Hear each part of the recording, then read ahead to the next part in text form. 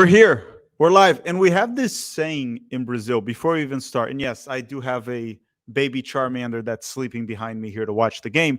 But we have this saying in Brazil that when water hits your ass, you learn how to swim. And Greg Berhalter's learning how to swim, man. This guy's becoming Michael Phelps. Look at that. Look at this lineup. Look at what this guy just put out. He put out the best lineup we could have asked for. Matt Turner on goal, Serginho Dest in the right back position, Joe Scally on the left back, Tim Ream and Chris Richards as the two center backs. The midfield with Yunus Musa McKennie and Giovanni Reina. Up top, Weah Balogun and Pulisic. So when it comes to player selection, this is a 10 out of 10. Now, of course, there's much more to it. There's the system we're going to play. There's a lot to it, instructions, how the players position themselves. It's probably going to be a 4-3-3 with Gio Reyna playing more as an attacking 8. We'll see if he's going to drift wide. We'll see how it's going to be in terms of the positional play that Greg Berhalter loves so much. But overall, in terms of player selection, this is a 10 out of 10 for the roster that we have. Quite remarkable, quite a surprise.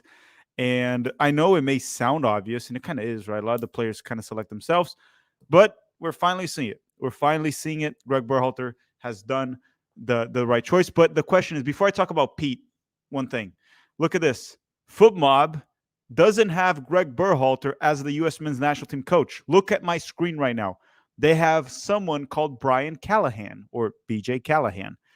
Do they know something we don't know? You see? You see what I'm saying right there? FootMob looked at this lineup and they're like, there's no way Greg Berhalter would put out this lineup. There is no way. This is all BJ Callahan. FootMob knows. FootMob knows, and that's what they're doing. And today the United States will be facing Germany. And this will be the first match with Julian Nagelsmann in charge. Germany that had Joachim Löw a few, what was it, like 2 years back? Whatever, wasn't working. Didn't do well in the 2018 World Cup. Didn't do well in the Euros before the 2021 Euros. And Joachim Löw ended up being fired. They hired Hansi Flick, and it looked like things were going to go well with Hansi Flick, but they didn't. He had a bad World Cup, and the results after the World Cup were a disaster. And then they fired Hansi Flick on the last window after Japan defeated Germany like 4-1. With that said, they hired Julian Nagelsmann. That was previously with Bayern Munich before Thomas Tuchel took over. So we'll see how they play with Nagelsmann. It's a bit complicated to know. Ter Stegen is on goal. Neuer's not available. Jonathan Tah is on the right back. Then you got Matt Hummels and Rudiger as the center backs. Gosens as the left back. Gross from Brighton. So Gross from Brighton. He's playing there in the midfield. He's a good player, very good player that wasn't being called in prior, right? I'm pretty sure he wasn't being called in, but he was called in. Gundogan got called in. Florian Wirtz, a young, promising German player, he got called in as well. Jamal Musiala, you all know him. Leroy Sané and Fulk up top, the center forward from Dortmund, right? If I'm not mistaken. Or did I say something? So, yeah, Borussia Dortmund. Fulk. So what to expect from Germany? If it's the same German team that we saw against, under Hansi Flick and Joachim Löw, this is a game the United States could win. Now, when you look on paper, the German side is better, okay? The German side is better than the United States on paper. Got to get myself some coffee. Now, going on here, everyone might be asking, where is Pete?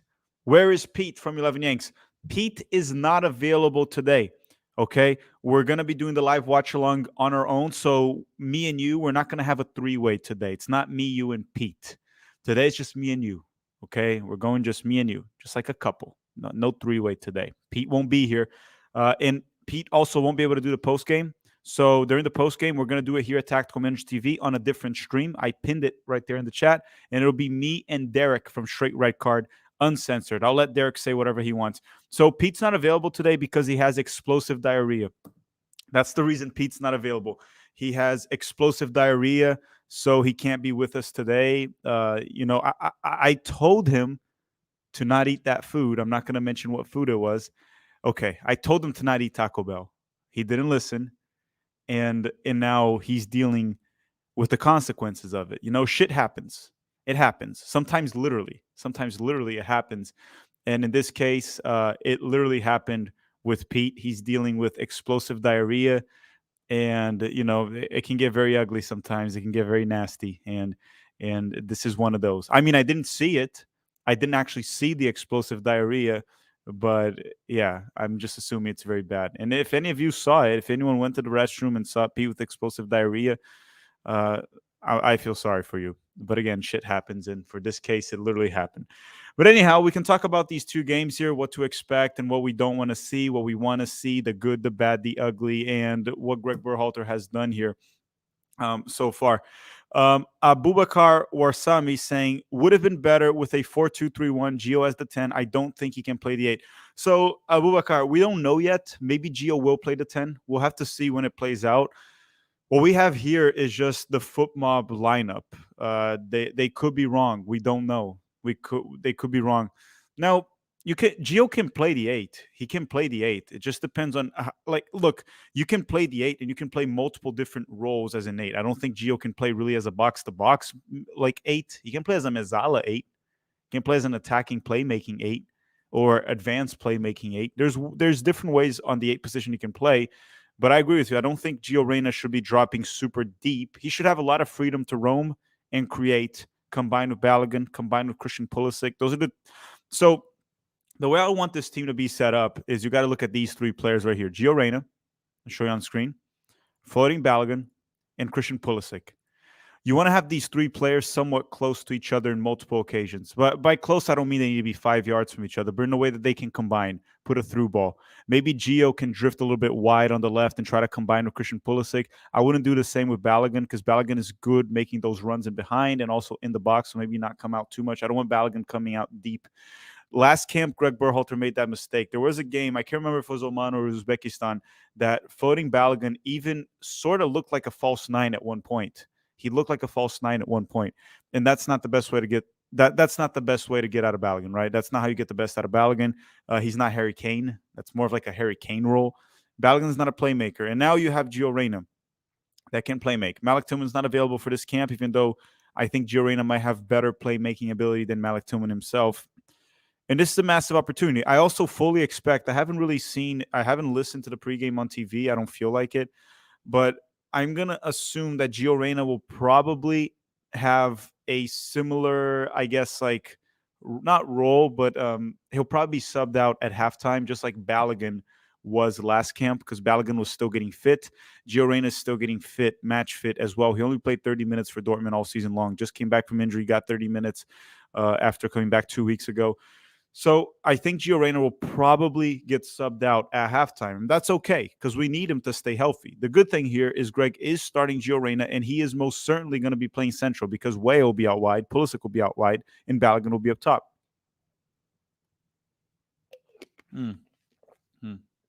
I like body armor. I should get body armor to sponsor the channel. Really like it. Tastes good.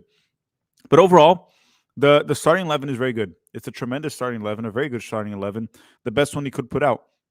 The only thing that this is actually probably the best starting 11 the United States can put out. I would personally prefer A-Rob over Joe Scally. I understand A-Rob's technical deficiencies. He's not perfect in a technical standpoint, but it's still a player that can hold his own in the Premier League. And as long as you're not putting him under pressure on the build-out, I think A-Rob is fine, and that's probably how I would go with about it. Lobsman Jr., thank you for the super chat as well. How am I feeling about this game?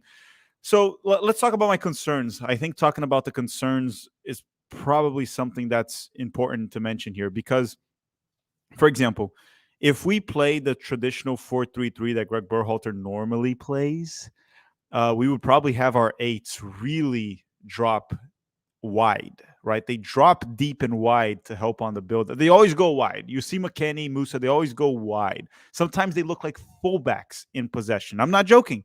If you watch the Berhalter era, you would know. And I'm assuming all of you did, the previous Berhalter era. So if that's the role that he's going to put Giovanni Reyna, I don't really like it. That is one concern.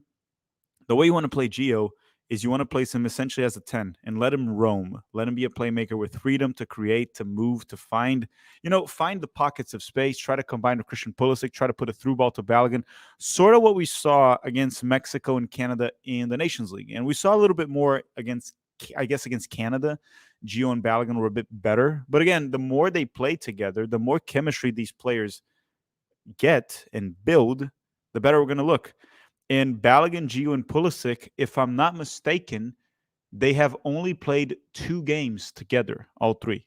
They played the Mexico and Canada, and they didn't even play the full 90 minutes together, right? So essentially what I'm saying is we have to continue to give these guys more reps, more minutes. And today it's one of those. It's a friendly. And I talked about this on Twitter a little bit. We want to get a result. We want to beat Germany, make a statement. We always want to win. We're the United States and we should always win. Okay, not in soccer, but we always want to win. But the most important part of this game is to evaluate how the team does. If Greg learned and he's changing the system, how the players position themselves within the field, the roles each one plays, testing Yunus Musa at the 6 will be an interesting one. It's more about individual and team performance. We want to look as a team and we want to look good. We want to see progress. I'll say this. If we look like complete shit and Germany also plays like crap and we defeat them 1-0 with a lucky goal, that is not good. Like that is not progress. This is a friendly match. This is not a World Cup game. If it's in the World Cup, I could not care less. Beat Germany 1-0. Score with your hands, your ass. I don't care. Berhalter, get on the field and score that goal that you didn't score in 2002 because Thorsten Frings put his hand on the ball. I don't care. I really don't care in the World Cup how you win. In the World Cup, just win. But this is a friendly. So how you play matters more than the result. Of course, if you defeat Germany 3-0, you probably played a freaking good game. Of course. But you could get a lucky 1-0 win, and that is not good in this game. We want to see progress. We want to see the team play well. That's what we need to evaluate today. And once again, I'm not saying beating Germany 3-0 is a bad thing. And again, if you beat Germany 3-0, you most certainly played well because this is a very good team. Look at the players that Germany has. Matt Hummels from Borussia Dortmund, Rudiger that plays for Real Madrid, Gundogan from Barcelona that was at Manchester City, just won the Champions League, Gross from Brighton, Jamal Musiala, probably the best or one of the best young players in the world, Leroy Sané, Fulkrug from top. Did I say his name right? Fulkrug, something like that. Florian Wirtz, also one of the best young players in the world as well. This is a fantastic team. Once again, this German side is very good. If they can get it going, this is a very good team. Greg Berhalter is saying, I will find a way to disappoint you. Trust me. Oh, I know, Greg. I trust you. That's the only thing I trust you. I trust you, Greg. You find a way to disappoint me. And going on, Robert is saying, hello from the game, ready to go. Enjoy, Robert. Who's in the game right now? You guys in the game? There's probably a lot of people in the game right now. Hopefully, you're all going to have a good time. The game's playing. We're playing in Connecticut today. Yeah, in Connecticut. That's where the game's being played. United States versus Germany. Who's actually watching the game? And who is watching college football today? But going on here, anyone asking, can I get a free link? Well, I put a link on the description of FootMob. You can click on FootMob and just get the free trial. Use the free trial. FootMob probably hates me. I'm telling people to get the free trial. Get the free trial. Cancel. You can thank me later. The link is on the description for FootMob. Just use the link for free. Dara Shield is saying she's watching both college football and the United States men's national team. Yeah, I'm not watching college football. I usually never watch it anyway, so it doesn't really change for me too much. I only watch if there's a group of people watching.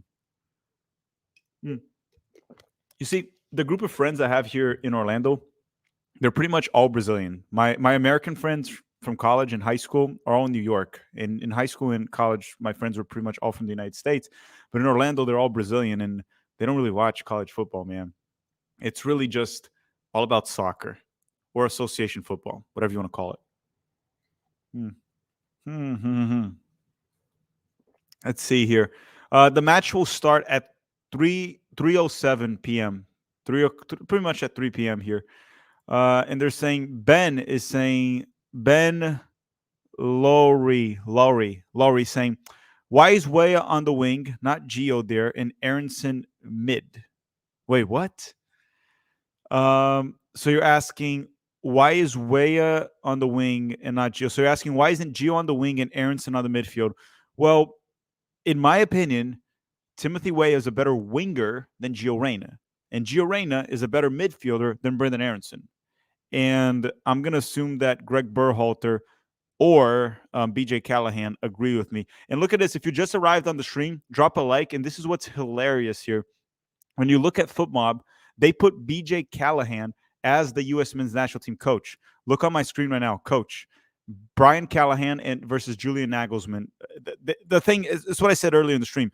Footmom looked at this lineup with Gio playing central, the best players the United States could put out, and they're like, "There's no way Greg Berhalter, he wouldn't do that. He would never do that. It's not Berhalter." So they immediately just put what's his name. They immediately just put BJ Callahan as the one in charge. That's what they did.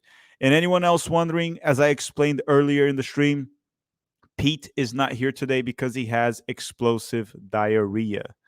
Pete has explosive diarrhea and is not available, right? Let's see. Let's see here. Blah, blah, blah. How many likes do we have on this stream? Okay. We have actually only 173 likes. Seriously? Seriously? Okay, let me get this out of the screen here real quick. So listen up. Let me put this out here so I don't miss it. Okay, I'm kind of like trying to learn how to use this chat. Okay, got it. Musa and Musiala battle. Who will win? There's no doubt in my mind that Musiala is a better player than Yunus Musa. I think anyone would agree in regards to that. But who will win the battle?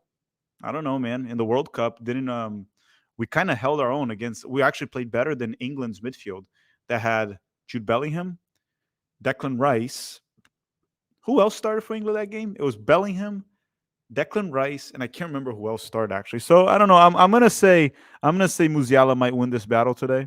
It's a tough one, but again, anything can happen, especially in a friendly. James is saying over under the United States crosses today 12. 12 crosses. That's low, man. I'm going to say we're going to cross more than that. I'm going to say the United States will go over 12 crosses. I'm going to go with the United States going with like somewhere between like 15 to 18 crosses. We're probably going to go over 12. By the way, I got my buddy here since Pete didn't come. I got my nappy Charmander here with us to watch United States and Germany. If you're a Pokemon fan, what's your favorite Pokemon? Actually, my favorite Pokemon is not Charmander. It's not Charmander. It's Charizard.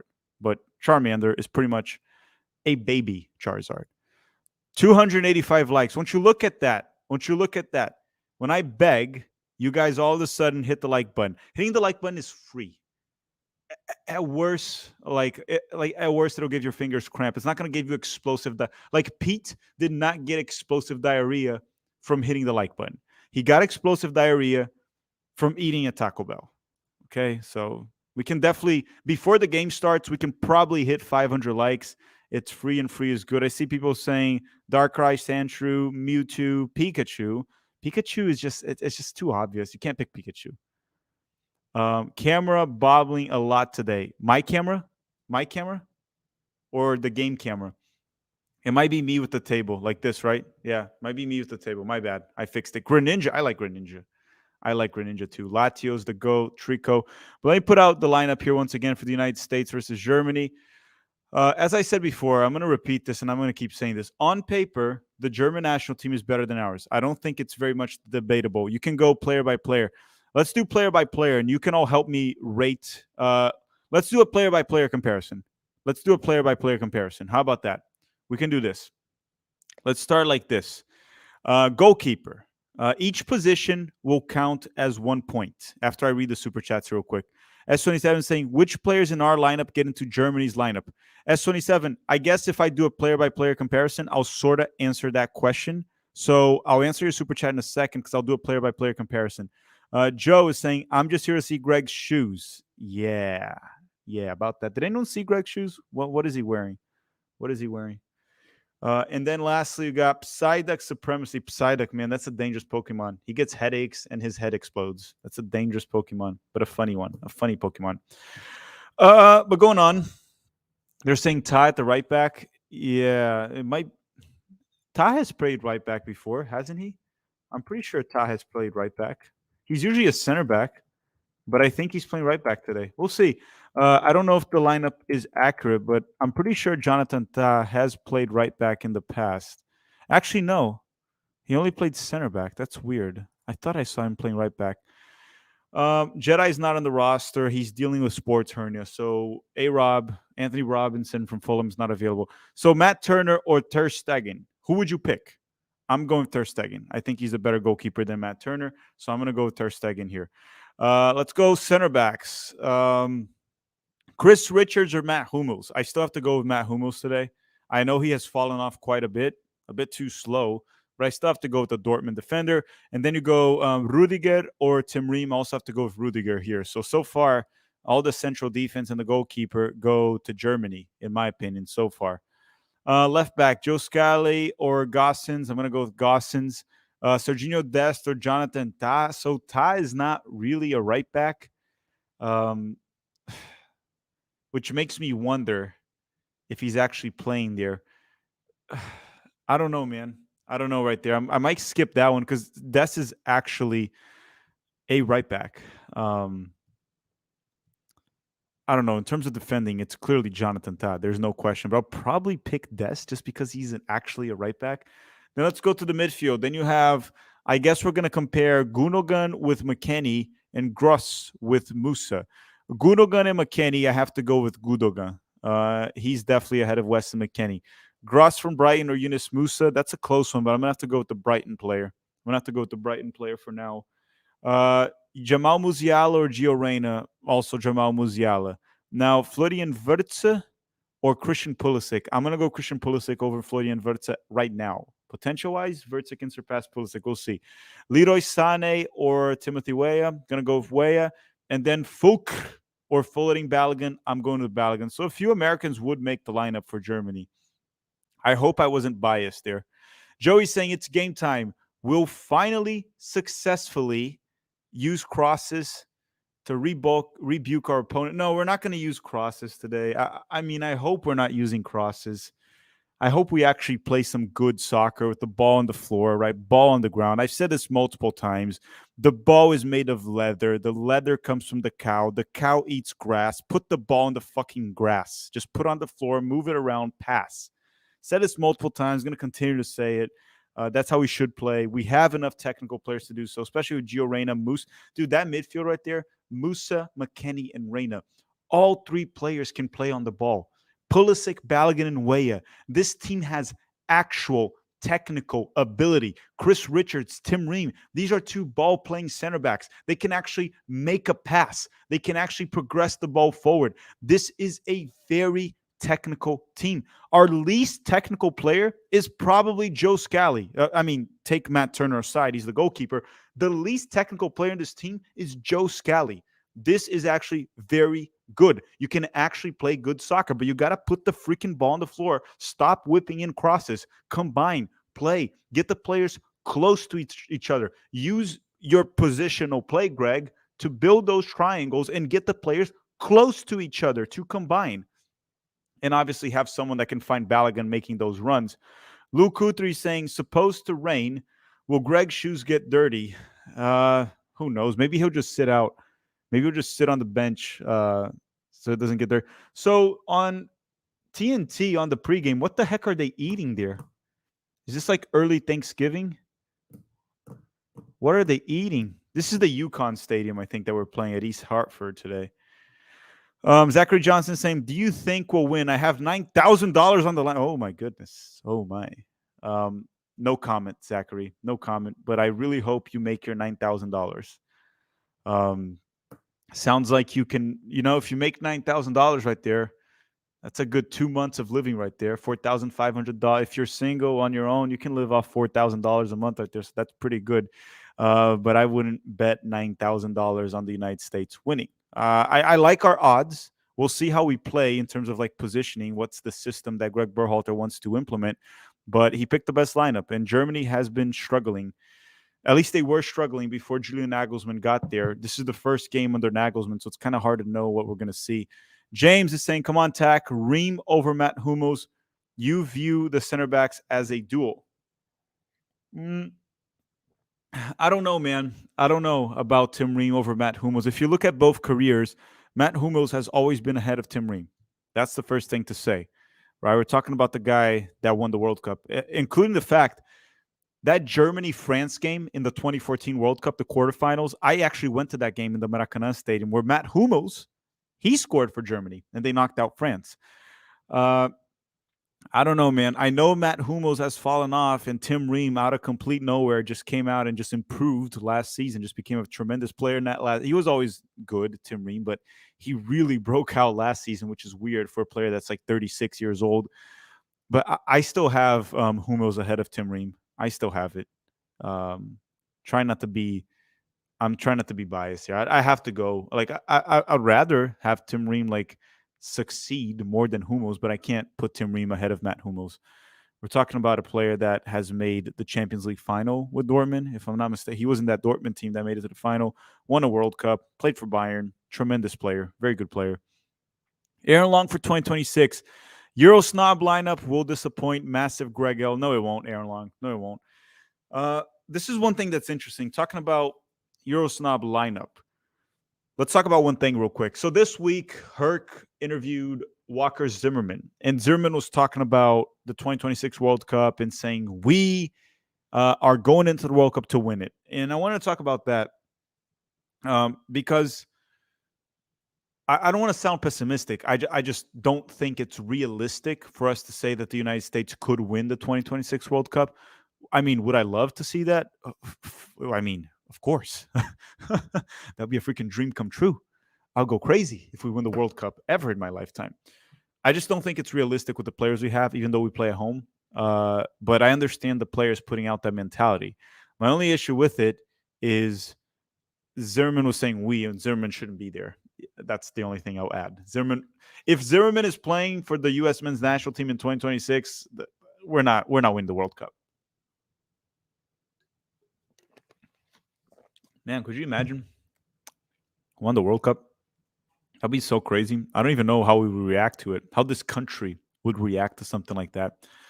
Abubakar is saying Nagelsmann is a tactician. He's a younger Klopp. Yeah, he got fired last year. Sorry, not last year. Last season for Bayern. And it was a very weird way. It was like a desperation mode of Oliver Kahn that ended up being fired later on in the season. I always thought Julian Nagelsmann was a very good coach. He revolutionized Leipzig. He changed them from their old Ralph Ragnick, Gegenpress, press direct, press direct.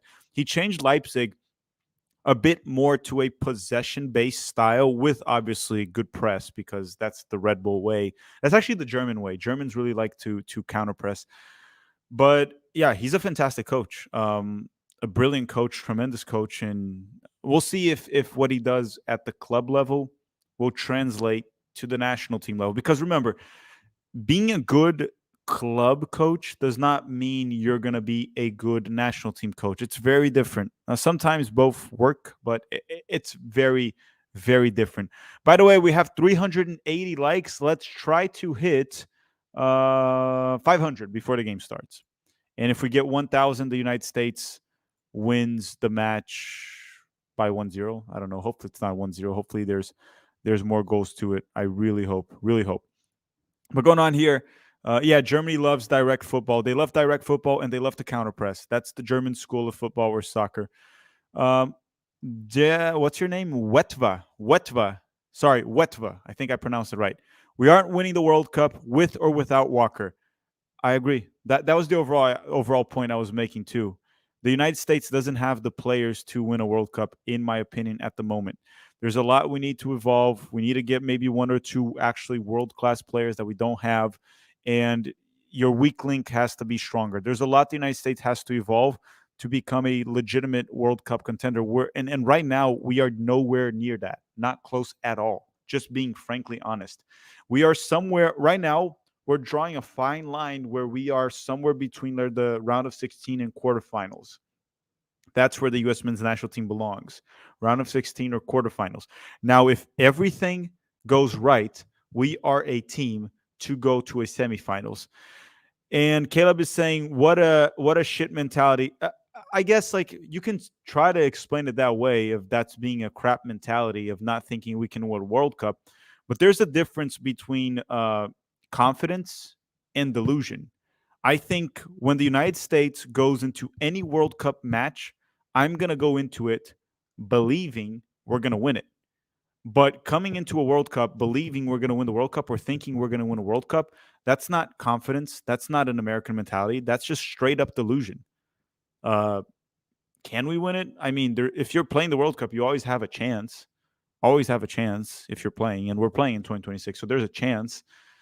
I'll just put it this way, I just wouldn't really bet a lot of money on it. Blonde Geo's in. Blonde Geo, Super Saiyan Geo. I was going to put the national anthem on, but last time they tried to put a copyright strike here on the channel, so I got to be safe.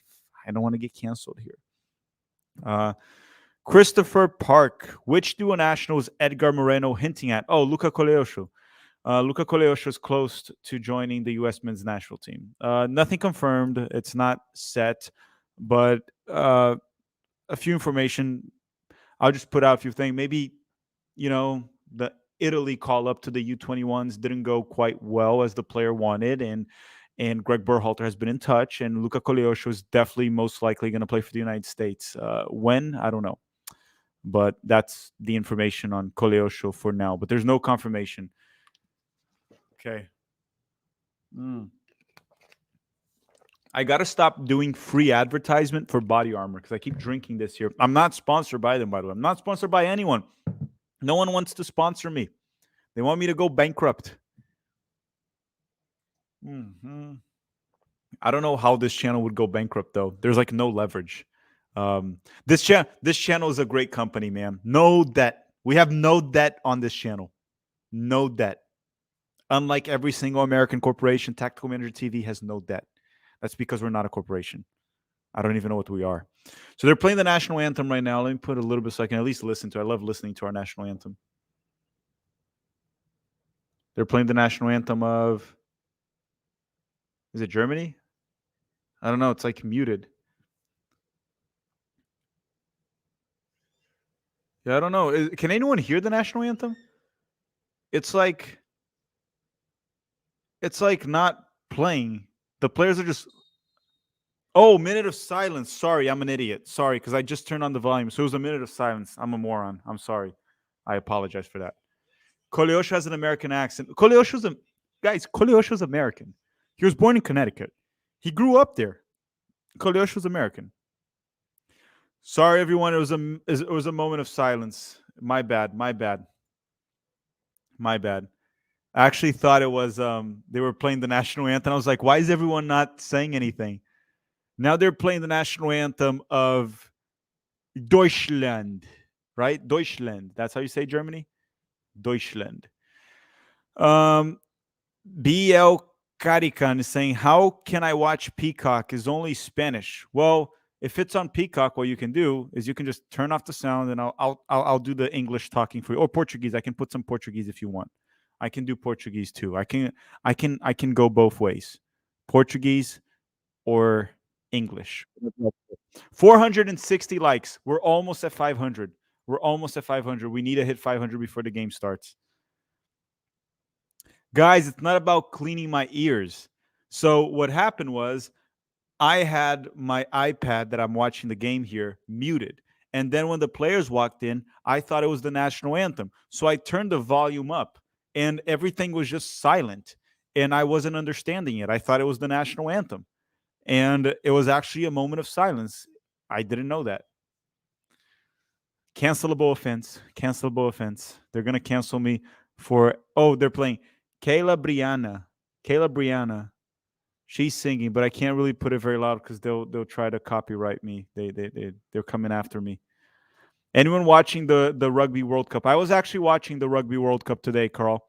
I watched them Argentina versus Wales, and Argentina defeated Wales. Wales the country. Jeff, thank you for the kisses, Jeff. Thank you very much. Unfortunately, Pete's not here today, Jeff. He has explosive diarrhea, but I'll send him your kisses as well. Hopefully, Pete is doing all right. Diarrhea ain't no joke, man. You know, when diarrhea strikes, things can get dangerous. United States of America. Who bet on the United States? I saw a lot of people have money on the United States. Zesty Jeff. Yeah, Jeff likes to sing send us kisses. He really likes to send. Okay, we're over 500 likes. Thank you very much, everyone, from the bottom of my heart. So now that we hit 500 likes, I have nothing else to do. I'm going to end the stream right now. Goodbye, everyone. Bye.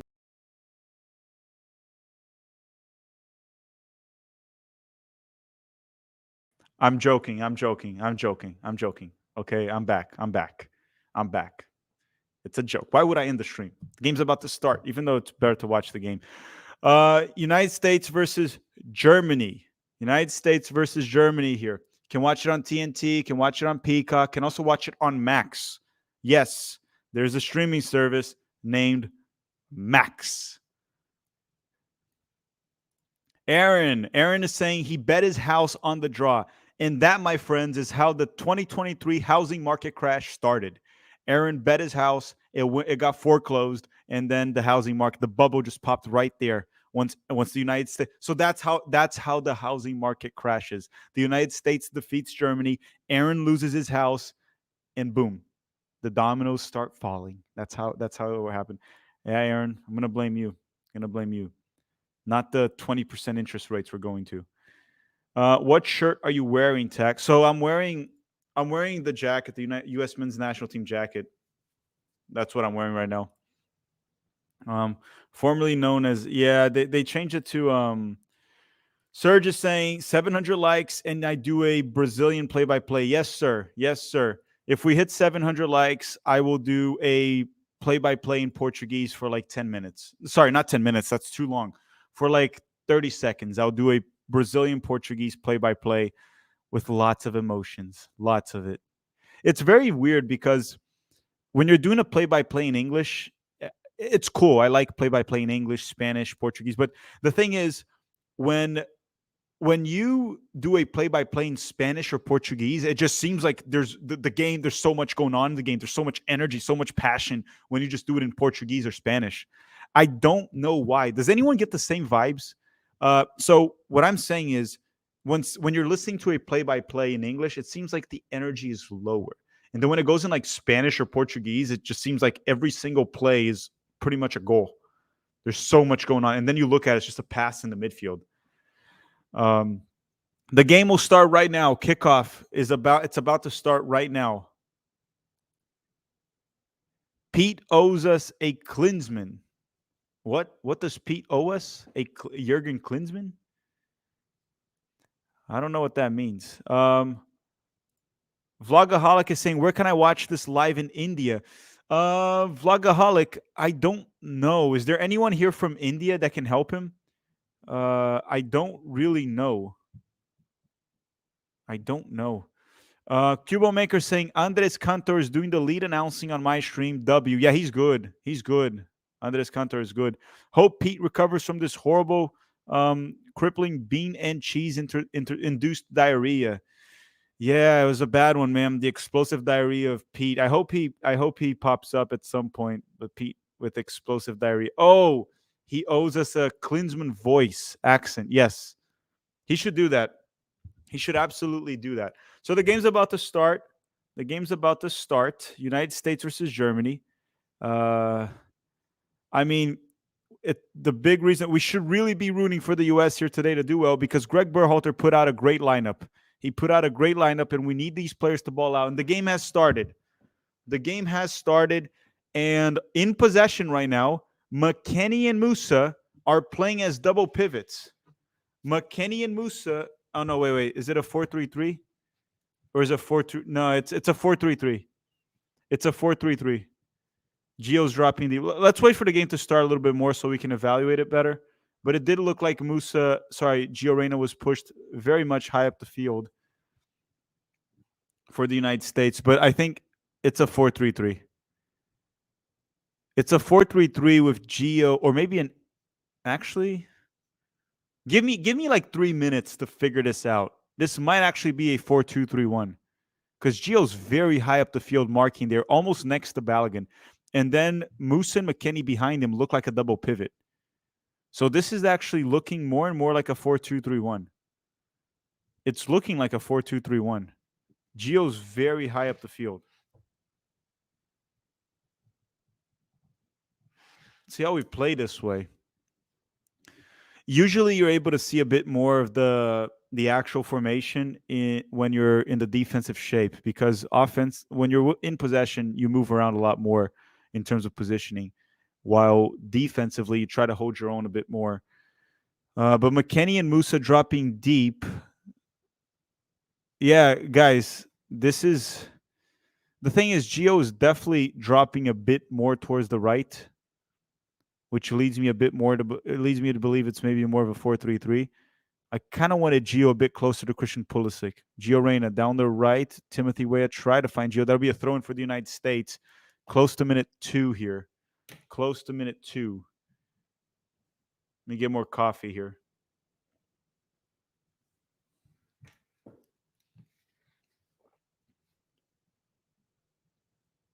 Okay, here comes Germany with the ball. United States controlling possession here in the first 2 minutes.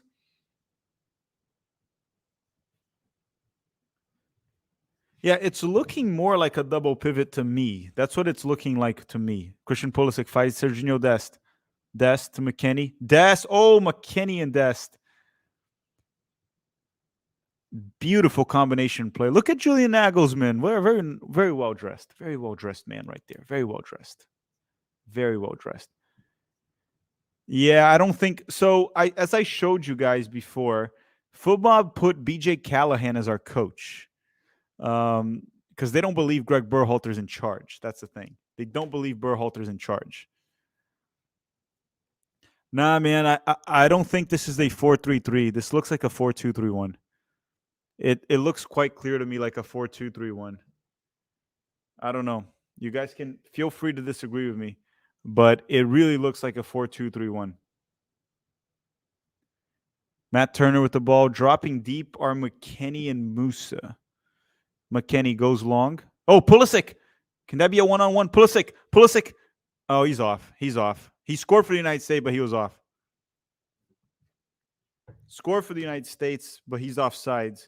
So McKennie plus Musa are playing deep.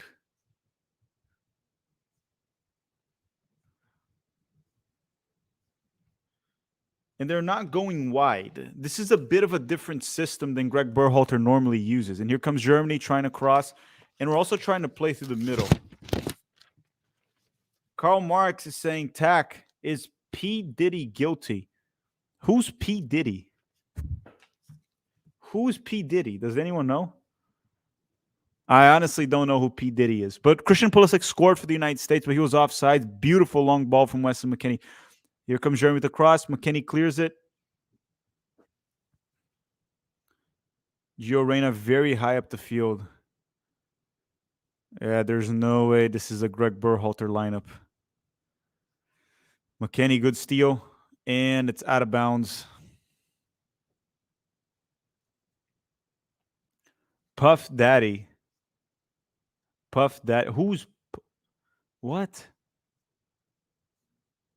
Puff Daddy. I don't know who that is. Like, how am I supposed to know who he is? P. Diddy. He shot Tupac? Really? I don't know, man. I have no idea what that guy is. Real Madrid's 14 Champions League saying, where's the other guy, your co-host, Pete? Oh, he's not available today due to explosive diarrhea. Pete's not available today. But we're going to have a post-game here at the channel. We're going to do a post-game here at the channel, and we're going to have Derek.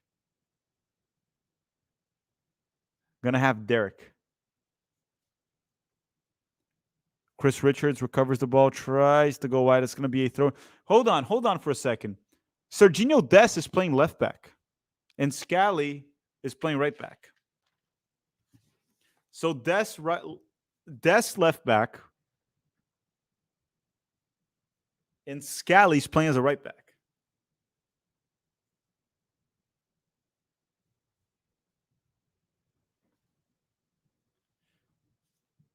That tell us that Greg Berhalter's backup left back is Serginho Dest. Serginho Dest. Interesting. Okay, here comes Germany. Jamal Musiala versus McKennie. Musiala goes down, gets across, cleared by Tim Ream. Tim Ream's able to clear. And Jonathan Tah is actually, he is playing. Oh, look at that. Greg Berhalter, instead of doing a stupid bounce pass, he just gave the player the ball. Won't you look at that? Maybe someone came up to Berhalter and said, you know what? Maybe as a middle-aged man, you should behave as an adult on the sideline. You should behave as an adult in the sideline. Incredible. Incredible. Here comes Germany. Jamal Musiala. Musiala drives inside. Oh, don't give him space. Don't give him space. Musiala. Here comes a cross from Germany to no one. To no one. How did Connecticut get this game? Didn't know they had a stadium. Well, they have UConn, right? This is the stadium of UConn at East Hartford. We played there before. The U.S. men's national team played there before. We've played on this. I don't remember when, but we played in this stadium before. At Connecticut. It's a football stadium, right, from UConn. They cloned Greg. They might have cloned Greg, dude. They might have actually cloned Greg. I think it's totally possible that they cloned freaking Greg Berhalter because this is not him. Like this time that he was out, Greg Berhalter was cloned. Chris Richards opens out wide to Joe Scally. Scally to Richards. Weston McKennie back to Chris Richards. Yunus Musa. And again, this is most certainly a double pivot, but Gio Reyna is dropping a bit wide to help out on the build out. But it's definitely more of like McKennie and Musa. So I guess Reyna's dropping a bit wider. Okay, Pulisic, bad ball. Oh, it worked. Yunus Musa opens up to Gio. Gio Reyna delivers to Weah. Good ball from Gio. To Weah. Come on, get a go, go, go, go. Oh, fucking shit. Christian Pulisic almost scored. Ter Stegen was able to save it. Beautiful play down the right flank from Gio Reyna and Tim Weah to get a low cross. Christian Pulisic couldn't quite get his foot on it. It was a very weak shot, and Ter Stegen's able to collect the ball. And here comes Germany in a quick transition. Nothing out of it. Tim Ream has the ball. Tim Ream for the United States. We're playing well so far, man. We're playing well.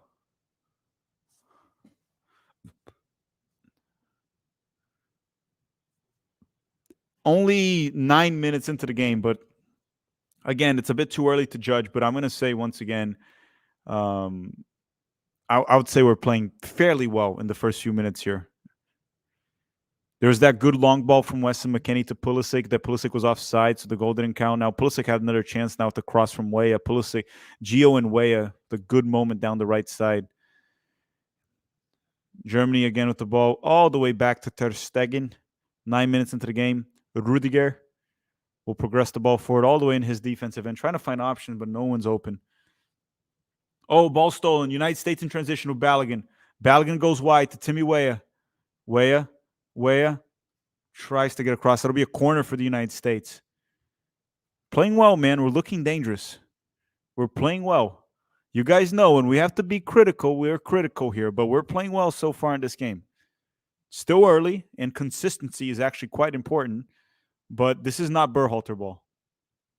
This does absolutely not look like Berhalter ball. I think BJ Callahan's in charge. Probably BJ Callahan in charge. Corner kick for the United States. Christian Pulisic will take it. Pulisic. Good delivery from Pulisic. Cleared by Matt Hummels. McKennie tries to win it. Florian Wirtz tries to get in transition. Good clearance there. Or cut from Joe Scally to Christian Pulisic. Wait, can you guys still hear me? Somehow I lost my camera. Hold on. Okay, I'm back. Lost my camera for a second. Okay. Let me see here. Let me try to get this out. Okay, can you guys hear me? Everything okay? I lost my camera there for a second. Oh! Germany just hit the post and then it hit Matt Turner. Holy crap. Wait, the video's gone? No, I'm still here. Can you guys see me? Yes, you can see me. Florian Wirtz, was he the one that hit that shot? Jamal Musiala quickly in transition. Florian Wirtz opens the ball to Fulk. Wirtz with a nice spin. Passes to... Who got that shot? Gross got the shot.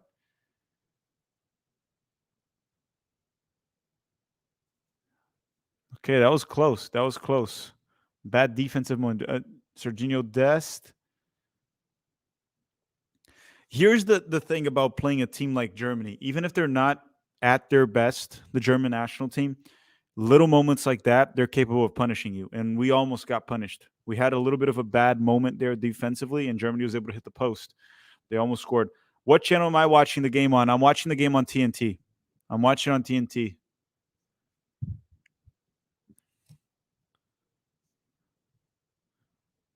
But so far, good game here. Very enjoyable game. No goals, but enjoyable game from Germany. Enjoyable game from the United States.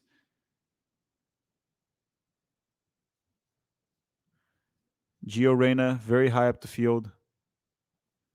I need to take my notes here too.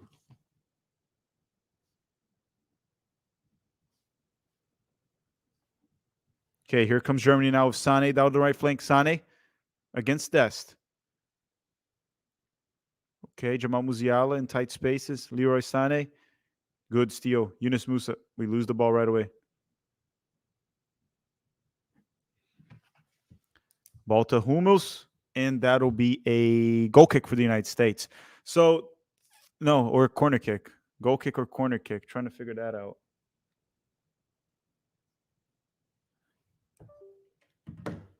That'll be a goal kick. Let me get this out of the way.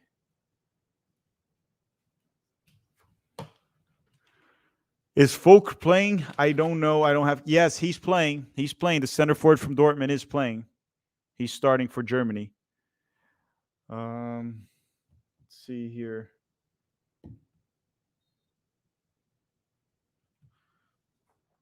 Okay, here comes a corner kick for Germany. 13 minutes in. Gundogan delivers, cleared by Weston McKennie. Tim Weah will try to hit in counterattack. Tim Weah. Oh, who is it? He just torched Gossens. Tim Weah sends Christian Pulisic. Pulisic versus Rudiger. Pulisic cuts. Pulisic dispossessed. Man, Tim Weah is fast, dude. Dude is fast. Just completely. Was that Gossens? Yeah, he just torched him. No, that was Vertza. Just completely blew by Vertza with pace.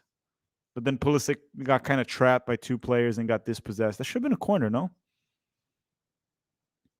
That should have been a corner for the United States. Let's see. Yeah, there should have been a corner for the United States. It is a corner. It is a corner. Christian Pulisic will take a corner here for the United States. Christian Pulisic. 14 minutes and 10 seconds. Pulisic with the delivery. Decent corner. Chris Richards. Cleared by, I think it was Jonathan. Was it Jonathan Tah? Couldn't see. Or was it number 4? If it's number 4 to Rudiger. Incredible pace there from Tim Weah. Gio Reyna. Back to Yunus Musa. Back to Chris Richards, Tim Ream, the United States with patience. That's what I love about having ball-playing defenders. You can actually go back to them and they can actually make a pass. Unlike those freaking troncos that we have from MLS, like Miles Robinson and Walker Zimmerman that can't freaking pass the ball to save their lives. Tim Ream. Oh, what a switch from Tim Ream to Gio Reyna. Beautiful, man. Gio Reyna. Nice spin. Protects the ball, finds Christian Pulisic. Open to Scally. Bad cross from Scally. McKennie still has it. McKennie to Weah. Weah with the shot, and that'll be saved by Ter Stegen. Did you guys see that switch from Tim Ream? That's what you need from center backs. Modern football or modern soccer, whatever you want to call it, requires ball-playing defenders. You need to have like, for crying out loud. Nowadays, you even need goalkeepers that can play with their feet. Why would the center back not need to play with their feet? And that's what we have today. You can't continue to play players like Walker Zimmerman and Miles Robinson if you want to be a good possession-based team. You just can't. Your defenders need to be ball-playing defenders. Ball-playing defenders are key if you want to be a possession-based team. Now, if you want to just play in transition, kick and run, Gio, nice move to Christian Pulisic. Pulisic still has the ball. Pulisic, sloppy. Gundogan was able to take. 1 second. I need to take my notes, everyone. Incredible right here so far. Great game. Very well played game. It's been a while. It's been a while since we had a game that was this enjoyable. Matt Turner just clears it. Boots it forward. Out of the players we have on the field, Matt Turner might actually be the only one. Of course, he's a goalkeeper, but the only one that might not be able to play very well with his feet. But our center backs are technical, our fullbacks, our entire midfield is technical, and all our forwards. That's what we need. That's how I want to see our team playing. Want to change the way Americans see you as soccer or the world? You play good players. You stop playing bad players that just can't really do shit on the ball. Ooh, Leroy Sané just blasted. It's going to be a goal kick for the United States. We're not crossing. Once you look at that, we're not crossing the ball compulsively. Remember, right now we have 624 likes. When we hit 700, I will do some commentary in Brazilian Portuguese. When we hit 1,000, the United States will score. Okay, so 1,000 likes, the United States scores. 700 likes, I do some Brazilian Portuguese commentary. And I'm good at it. I'm one of the best in the world at it, in my humble opinion.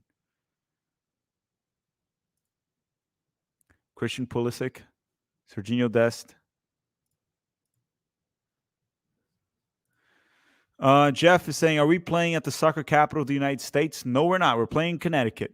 That's definitely not the soccer capital of the United States. Tim Ream tries to go long. Good move by Weston McKennie. McKennie put that ball for Balogun. Balogun made the run. McKennie didn't deliver it. Just send Balogun. Christian Pulisic cuts inside, gets a cross, and that's a poor cross from Pulisic. The thing with Balogun is he's making those runs, and we're not finding him.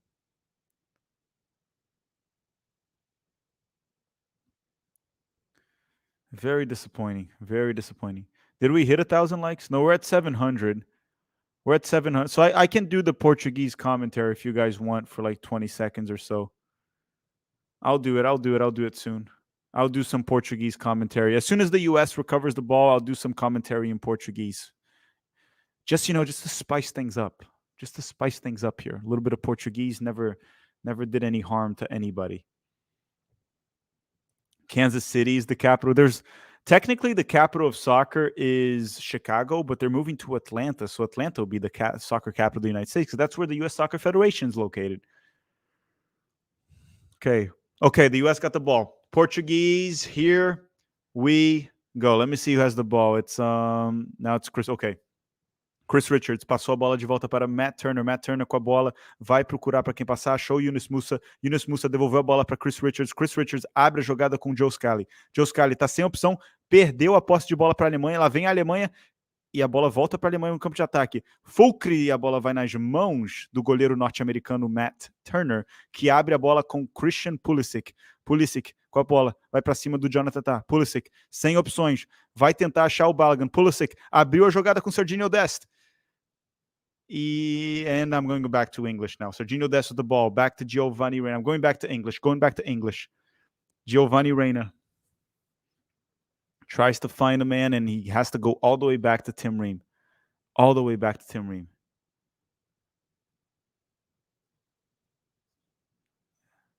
Any updates on Pete's diarrhea? It's still going, man. You have no idea. His diarrhea is still going.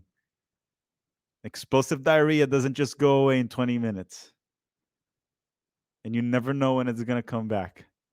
You never know. Matt Turner tries to go long. Leroy Sané will have the ball. Back in the middle with Gundogan. Jamal Musiala tries to go against Yunus Musa. Out wide to Leroy Sané. Okay, put a little bit of pressure on the ball there, please. A little bit of pressure on the ball. Tim Ream trying to mark Jamal Musiala. Goes back to Sané down the right flank. Finds Gundogan down the middle. Gundogan can't find any options. Well defended here by the United States. Well defended. And then Germany will... Oh, Joe Scally. Great recovery. We might have something here in transition if we're quick enough for it. Oh, Tim Weah. Someone has to communicate with him. You can't just turn with the defender right behind you. Okay, cut inside. Gundogan. Here comes Germany. Jamal Musiala once again. Gross. And Yunus Musa is able to clear it. Germany again with the ball. Oh, my. Musiala gets a shot. Blocked. Oh, Fulcre. Saved by Matt Turner. Fulcre is able to hit a shot on target. Very well saved. The shot wasn't that good. The shot wasn't that good. The hippo saying Greg Berhalter. Yeah, I don't. I can't read that, dude. It can get me canceled. Can't. And he definitely didn't. Greg Berhalter's innocent. He's innocent, at least of that, allegedly. Um, Julian Vivas. Yesterday, Edgar Moreno said there will be a dual national news soon. What do you know? It looks like it could. It's Koleosho. Koleosho could be coming to the U.S. men's national team soon. That's the news. Sergio Dest, and that's a weak shot from Dest. Come on, Dest. You're not going to hurt the goalkeeper with that shot. You got to put some power into it, just like your TikTok dances. Dest is a great TikTok dancer. If you guys haven't seen the video that I shared on Twitter, go check it out. It'll be Koleosho, Julian. Real Madrid 14's thoughts on this camera angle. Kind of unique. I've seen this camera angle before. It's all right. It's more because of the stadium. I think the stadium's a bit lower. It's more because of this specific stadium, I'm pretty sure. I'm pretty sure people that watch UConn football, they've seen this camera angle before. I've seen also soccer stadiums like this. What time do I have? I am at minute 22:45, 22:46, 22:47, 22:48, 22:49, 22:50. Germany's with the ball right now with Ter Stegen. I'm about to hit minute 23 in 5 seconds.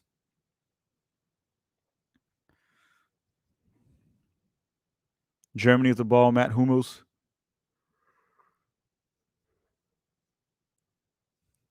Opens up to Jonathan Tah. We'll have to go back all the way to Ter Stegen. Balogun, good press from the United States. Good press. Good press. And then Jamal Musiala. But Germany's able to break the press. Nope. United States recovers the ball with Yunus Musa. Oh, Musa. Did he just nutmeg Florian Wirtz? That's someone's son, man. Probably not someone's father yet. The guy's young, but holy crap, man. Musa, don't do Florian Wirtz like that, man. Musa just retired Wirtz, man.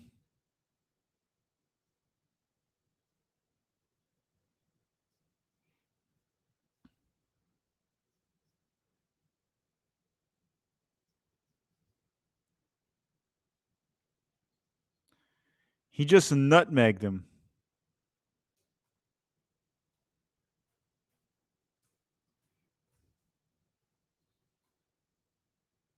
True American hero right there. That's what I want to see. That was like some Ronaldinho-like moves right there. Neymar. Okay, United States. Oh, bad ball right there. The corner for the United States. We have the ball once again. Yunus Musa switches the play.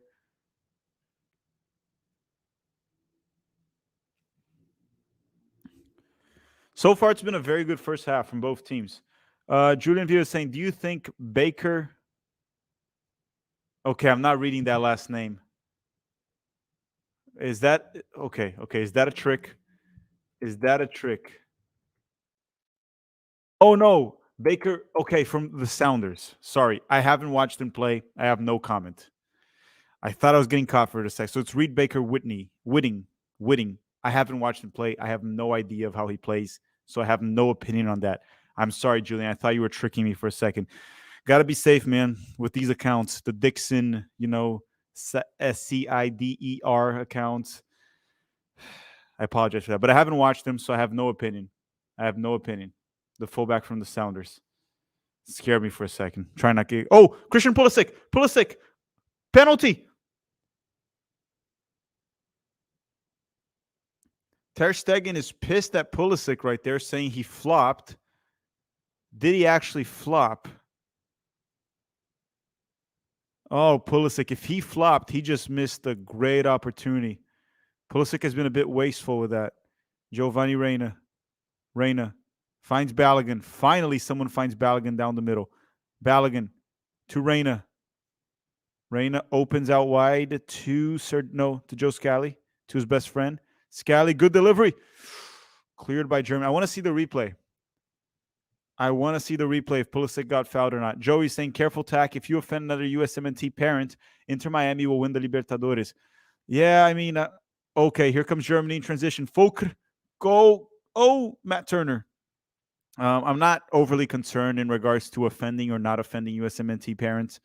I just say my opinion as it is. I have full respect for every single USMNT parent, but they got to also be careful what they say because they can get their kids in trouble as well. Some of them are a bit too vocal, and eventually it can go against their kids. They're not their kids, right? They're not kids anymore, but they're son. Oh, Pulisic goal! Whoa, whoa, whoa, whoa, whoa! Go!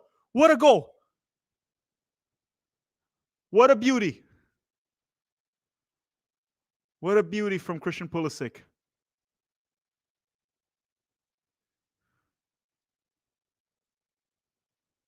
Golasso. 1-0 for the United States.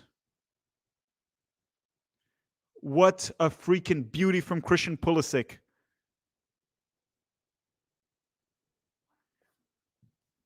My goodness, quick transition. Pulisic gets the ball, hits it upper 90 with Rudiger on him.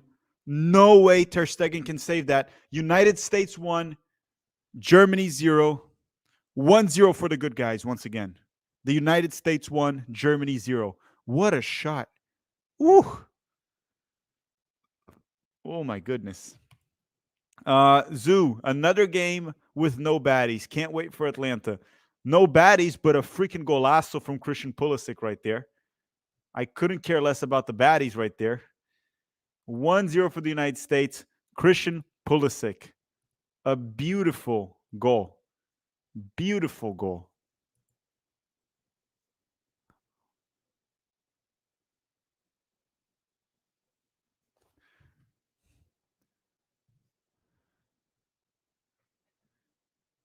What a game. Unreal.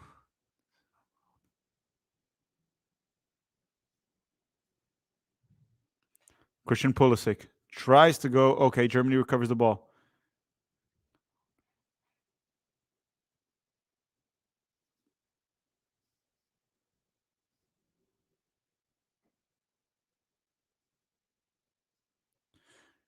It's what I've been saying about Berhalter in this time when he came back.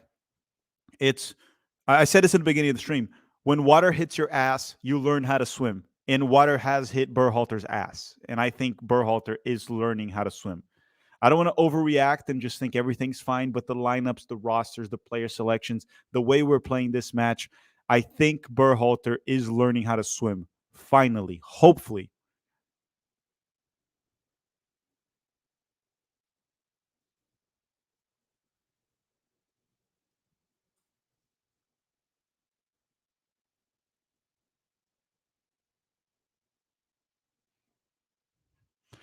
So far, great performance from the United States. Great lineup. Obviously, I don't think Gio Reyna will play the second half, but we're doing very good. He was saying he was. Oh. Leroy Sané, Musiala for Germany.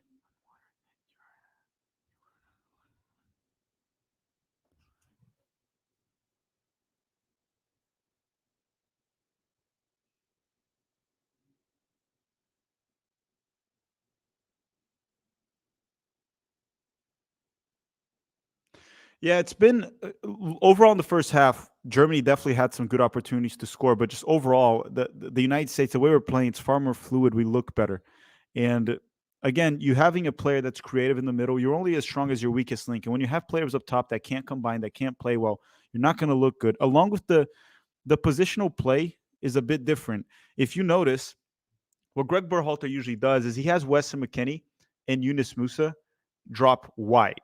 In this game, they're both going very central. Yunus Musa and Weston McKennie on the build out. Usually he has the eights drop wide, and it's sort of like a double pivot. So he did change the positional play as well. We are playing different.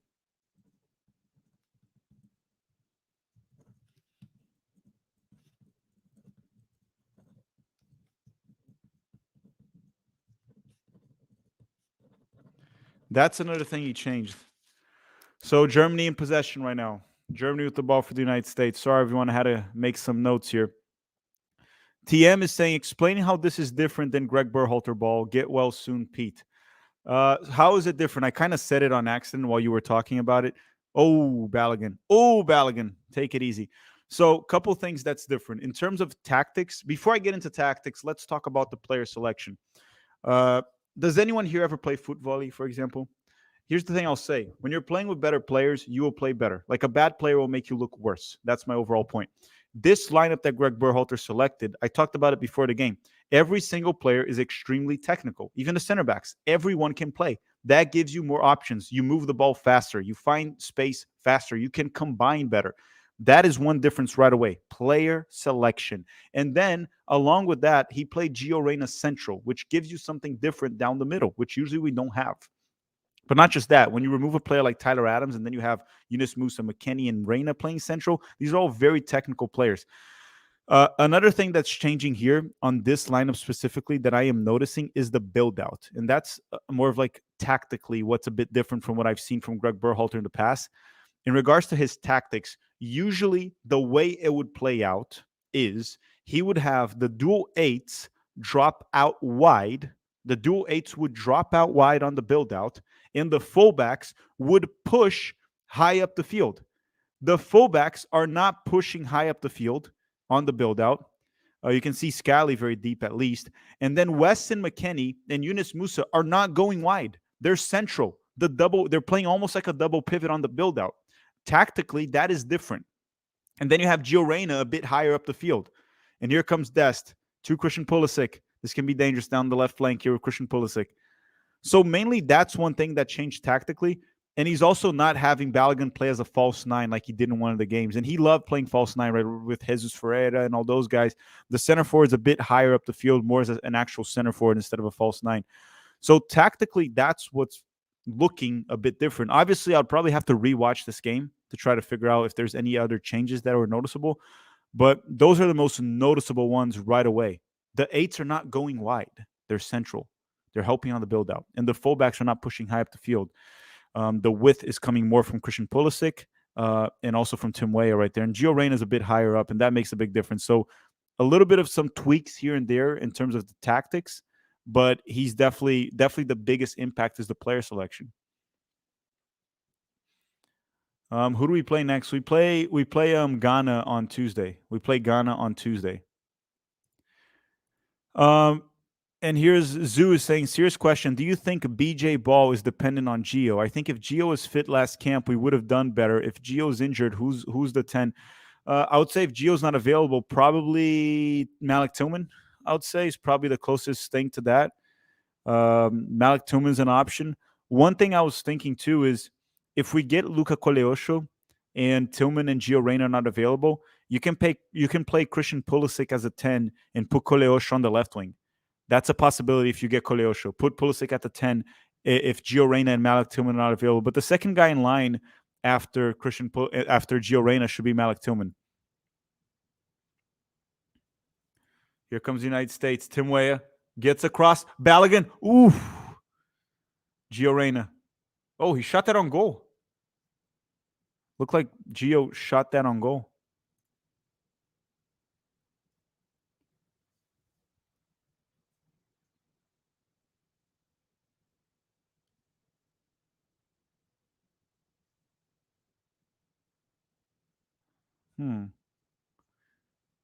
Completely different here. Interesting right here. We could have even had a 2-0 lead, even though, to be fair, Germany had their own opportunities as well. If Gio's injured, yeah, I would say Malik Tillman. But if Malik Tillman and Gio are out, I'll probably put Pulisic on the 10 and then just put Luca Coleosho on the left wing if we get him. Jose is saying, are we contenders for the Copa America? So define contender to me. Define contender. Are we the top 2 favorites? No. That's Brazil and Argentina. Are we top 5 favorites? I'd say so. It's like there's tiers, right? There's tiers to it. Brazil and Argentina are the 2 favorites for sure. And then after that, you have a big mix of teams like Uruguay, US, Ecuador, Colombia to a certain extent too has some type of favoritism of I wouldn't say winning it, but they have a shot. So are we content? Yeah, we're top 5 contenders in the Copa America. I'll put it that way. But we're definitely not the favorites. And playing at home also will help us quite a bit. Let me get more here of my body armor. Semi-finalists, yes. Chris Gary, I think it's fair to say that the U.S. men's national team has a team to be at least a semi-finalist in the Copa America. I think semi-finalist is fair.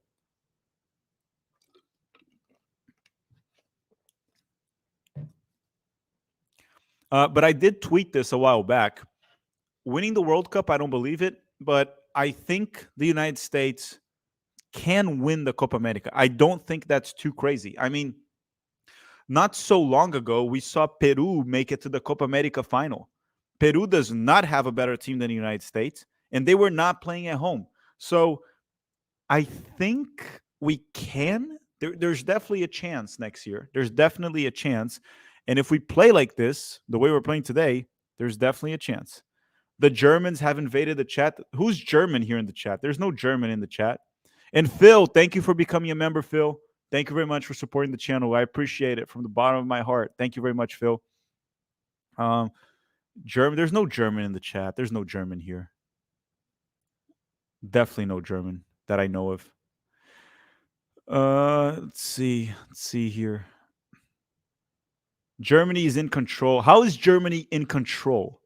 How is Germany in control? They're down 1-0. The United States has had good opportunities.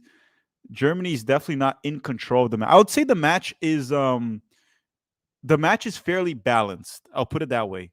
Germany had very good opportunities. They could have tied the game. It could have been 1-1 right now. Germany could have even got the lead. I think it's been a very balanced game so far for both ends. Both teams deserved goals in this first half. Both teams deserve 1 or 2 goals. They've both played well. But I don't say any team's under control. Leroy Sané put Serginho Dest to dance. Sané.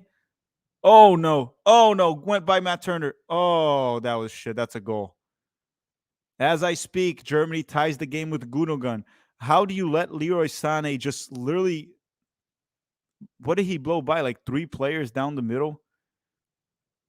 This is one thing that bothers me. Look, when you're marking a player on the side of the field, you want him always to go down the lane to whip in a cross. It's better to get across than to let him shoot on target. Sane is a lefty. Force him to go right. They just let Sane drive through the middle. And then he almost scored on his own. Turner was able to touch the ball, but then Chris Richards didn't really follow through with Gundogan. And then Gundogan was just able to tap it in. Germany won. United States won. That still doesn't change my overall perspective here the first half. I thought Germany played very well. I thought also the United States played very well. Both teams have played very well. 1-1 seems like a more fair result. Maybe 2-2 would have been more fair. I think both teams deserved a bit more, like probably to score more. Yeah, I need to watch this goal again to see who actually made a mistake there. But yeah, I don't know if it's Serginho Dest. No, Palencia saying tack. Musa has higher upside, but I'll start Adams as the 6 all day. I think he's better prepared against tougher competition right now. Maybe. We got to see how Tyler Adams comes back from injury. The injury Tyler Adams has, it's pretty damn annoying so far, especially because it was re-aggravated and he has to get surgery again. It's really unfortunate what's happening to Tyler Adams right now. 2 surgeries in a row. It's definitely not good. That'll be a goal kick for the United States 40 minutes into the game.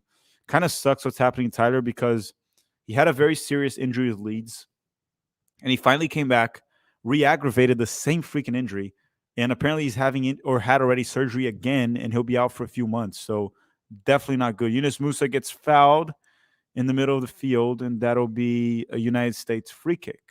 United States free kick. Austin Westbrook, Adams would have stopped that. Yeah, I don't know about that, Austin, because where was Tyler Adams when we played the Dutch, right? Where was Tyler Adams when we played the Dutch? He didn't stop that. So is Tyler Adams better defensively than McKennie and better than defensively than Yunus Musa? Yeah, he's better than them on that, but not the superhero we think he is sometimes defensively. Abubakar Warsam saying that's a clear penalty. And what's Des doing? What do you mean a clear penalty? What do you mean it's a clear penalty? What play are you talking about? That'll be a corner kick for the United States now. Corner kick for the United States, and Christian Pulisic will take the corner once again. Christian Pulisic. Sends in a cross, cleared by Germany. Not a good corner from Pulisic, even though the first two corners from Pulisic in this game weren't bad. Matthew Ferguson saying Gio Reyna is great with the ball, but the dude doesn't defend. Yeah, look, definitely defending is not his forte, but here's the thing. You need to have some players in the team that you don't really require them to defend.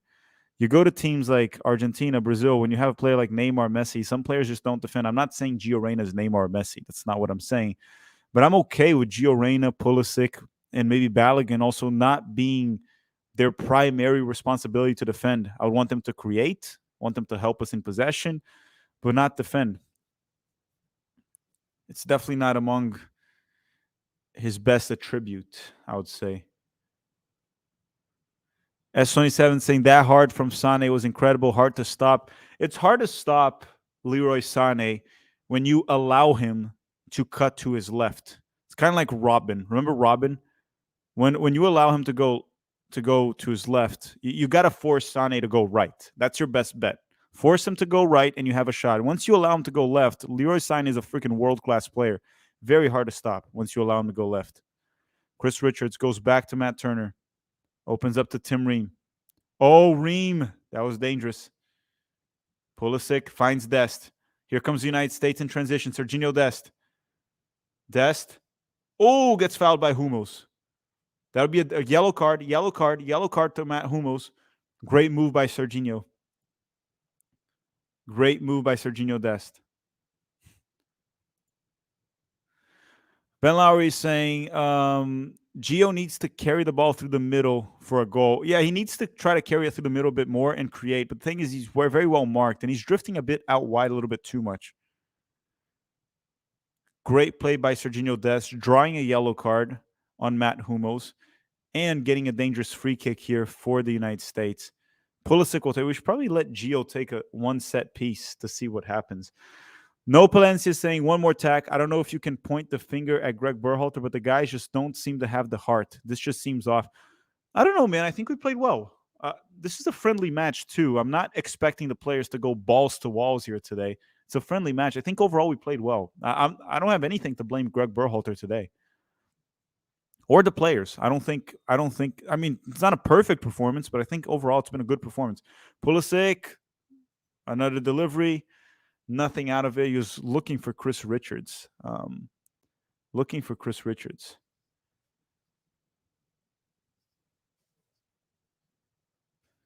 There's not much to... It's not a perfect performance.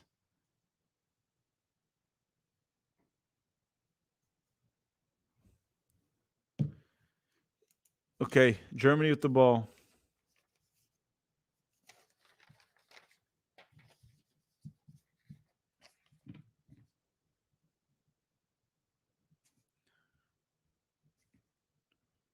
Germany with the ball once again, out wide down the left. We'll see what they can do here.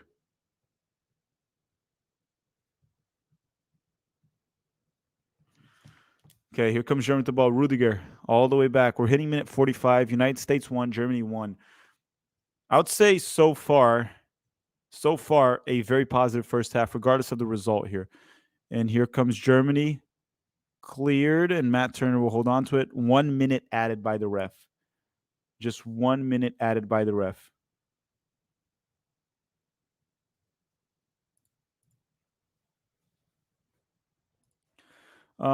Margaret is saying, you Americans need new chants during games. We absolutely do, Margaret. We 100% agree with you that we need new chants.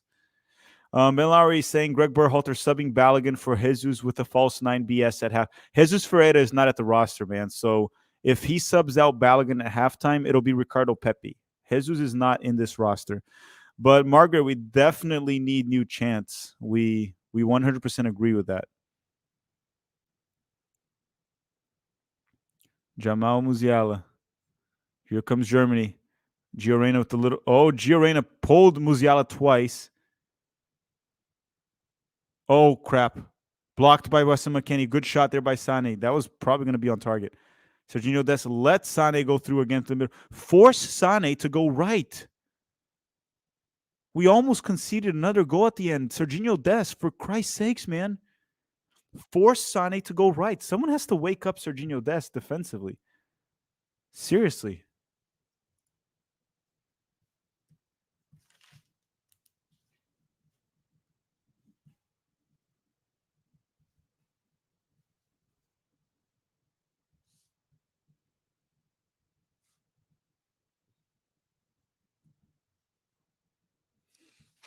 Anyhow, the first half's about to end. First half's about to end. Cross goes in, cleared. Here comes Germany. Ref, are you going to end the half? It's over. Just end the half. Wes McKennie clears it and maybe transition for the United States here. Christian Pulisic. Don't end it, ref. Don't end it. Don't end it. Okay, he's offsides, and that'll probably do for the first half. That'll probably do for the first half. Interesting. Interesting first half, I'll say. We're going to go through the stats here in a second. Let me pull down the stats. United States won. Germany won. It's kind of interesting because Germany had a lot more shots, but I thought overall it was a fairly balanced. Very misleading here in the stats. I don't know if I'm wrong about this. It says 11 shots. The United States had 4. Both teams had 3 shots on target. Germany had 3 big chances. 3 big chances. I guess that last one counts as a big chance as well. So based off statistically, I don't think they have XGs for this match. Do they have XGs? They don't have the XGs for this match. But statistically, it looks like Germany was a bit better than the United States from a stat standpoint, right? More shots on target, more big chances created. They hit the woodwork once. They had more possession, more passes. They were more accurate with their passes. So statistically, Germany was a bit better than the United States, but I don't know. Watching the game, it seemed fairly balanced. Let me know. Let's do this in the chat right now. If you thought the US was better, put the number 1. If you thought Germany was better, put the number 2.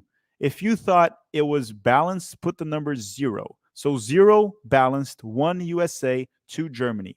I want to see what you guys think. Ben Lowry is saying, who would you sub first? Substitutions that I would do first for the U.S. men's national team. I mean, Gio Reyna's probably going to have to come out because he's not fully fit. If Gio comes out, you probably put Luca De La Torre there, or you send in Johnny more deep at the 6, and you push McKennie high up the field. That's probably the only sub I would do if Gio has to actually leave. Outside of that, I wouldn't change anything else in the team right now. Zachary Johnson saying, I'm up $900. Oh, you're making money on this game. Good for you. $900. Holy crap. It's a lot of money to make in this game. A lot of money. Jonathan Hernandez is saying, our defense is very mid and it's the best we got. I don't say very mid because, Jonathan, look at the players we're facing. Look at the players we're facing. Look at this. Look at Germany's lineup. We're facing Leroy Sané, Florian Wirtz, Musiala, Gundogan, Folk. So when you put Sané, Musiala, Florian Wirtz, Gundogan, these are like Champions League level players. I wouldn't say our defense is mid. We're facing very good competition today. It's a very important to point out. You guys know I'm very critical of our national team, but we're facing some very good players today. So I don't think our defense is mid, but yeah, definitely not perfect, especially Dest. Jose Reyes is saying, please, friends, few spells of possession isn't control of the game. The teams are evenly matched. Both teams have had their chances. Possession isn't the only indicator. If you want to judge bad defense fair, that's what I thought in the first half too. I thought the game was overall fairly balanced. Maybe Germany had a few more chances here and there, but the United States could have had more goals. Germany could have had more goals. Germany hit the post. They could have got the lead there. I thought it was a balanced game with Germany had a few more chances. I thought we played very well. I liked what I saw in the first half from the U.S. men's national team. Elmar H. is saying, I don't like how we're playing Balogun. It's not about how we're playing Balogun. Positioning-wise, I thought Balogun was fine, and he was making the runs. If you go rewatch the first half, Balogun was making those runs. We are just struggling to feed Balogun. That's the issue I'm seeing so far. We are struggling to feed Balogun. And I should probably note that.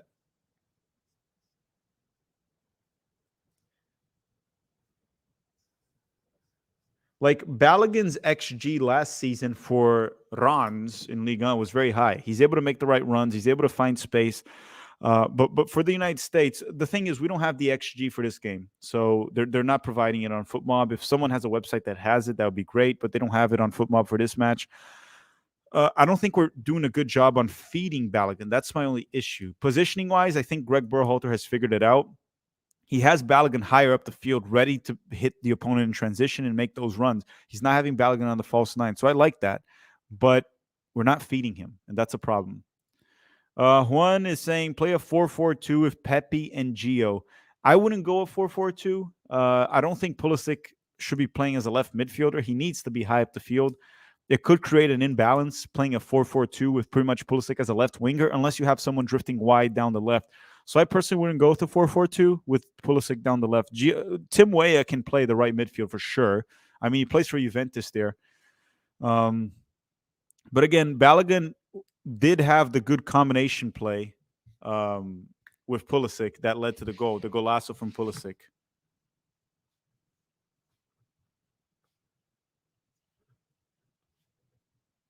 But again, that goal was mostly Christian Pulisic, a beautiful goal from Christian Pulisic. Ben Lowry is saying we need to switch to a counterattack. Let Musa and Balogun run. I want to see the U.S. men's national team play in transition because we have a lot of players that are very dangerous in transition. Weah is dangerous in transition. Musa is dangerous in transition. Balogun is dangerous in transition. Pulisic is dangerous in transition.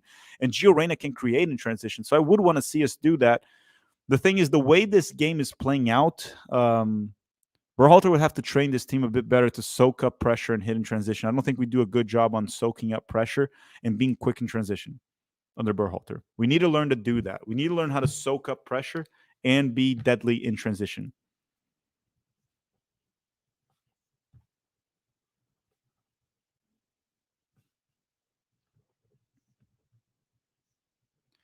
Yeah, let me go on here with another one. Will Stewart. And thank you everyone that tuned in. If you just arrived, make sure to hit the like button, but subscribe to the channel if you want to. It's free and the free is good. After the match is over, we'll do a post game with a guest. I'm going to bring Derek from the Straight Red Card. We're going to do a post game here at the channel, not on this stream, another stream that I have I have the link to that stream on the description right there. I'll put it on screen in a second. But anyhow, Will Stewart is saying we're cutting through them easily in transition. Just finding that final pass or shot is the issue. Well, that's what I was saying. We're struggling to be deadly in transition. Not to play in transition, but we need to be deadly. Deadly, not play. I need to write that down. Forgot about it. We did create some good moments in transition, but we haven't been really deadly on it, and that's the main issue for me. DCAT is saying, if anything, this showcases the growth of the squad. Moreover, Tim Ream, immortal level of ability. We need to get those inside passes to Balogun. Yeah, Balogun makes those good runs through the channels and, sometimes behind the back line, and we're not really feeding him. We've seen that work with Monaco, with Rons, but we're not really feeding Balogun properly with the U.S. men's national team, in my opinion. Nick is saying, best we looked in a long time. Is Greg waking up? Yeah, I don't know if he's. I think this is what I want to do because I don't want to become the guy that just overreacts to something that's happening at the moment. We're fans and we're gonna overreact always. I'm a fan. I'm gonna have biases and I'm gonna be that way, but. Based on the evidence today, I'll say yes. Greg Berhalter the trajectory of where we're going right now with Berhalter is more positive than negative. The player selection is good. I like the way we're playing, the tactics, everything about it. So Greg has figured it out. But credit where it's due. And today, Greg Berhalter is doing a tremendous job. So if it continues this way, it's great.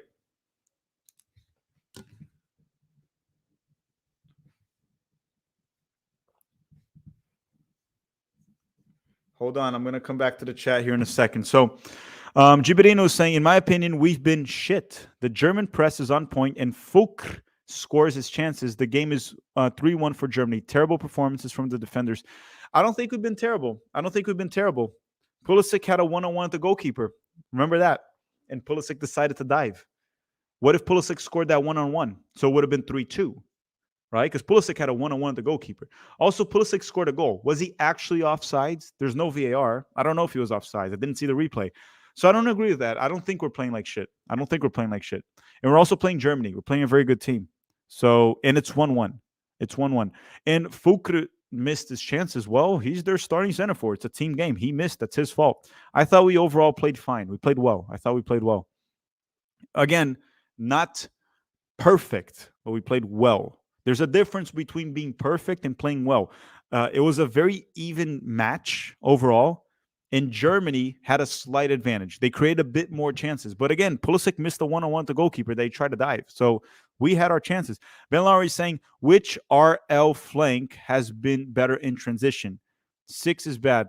Right or left flank? Well, definitely the left flank with Pulisic and Dest. Well, actually, you know what? Tim Way. The thing, here's the thing. Down the left flank for the United States, Christian Pulisic and Dest can be lethal. Like, they're very good. On the right flank, it's pretty much Weah's pace and then Gio when he drifts there. There was that great moment in transition with Tim Weah and all his pace. Tim Weah is freaking fast, man. I don't know. I don't know which side has been better in transition. We had a good moment with Tim Weah down the right. 2 good moments with Tim Weah down the right. We had some good moments with Pulisic and then Dest when he was able to draw a yellow card from Matt Hummels. I don't know. Something I don't have the answer to you. Juan Montelongo is saying, going for that 2004 David Beckham look, Tack. Me? I don't know.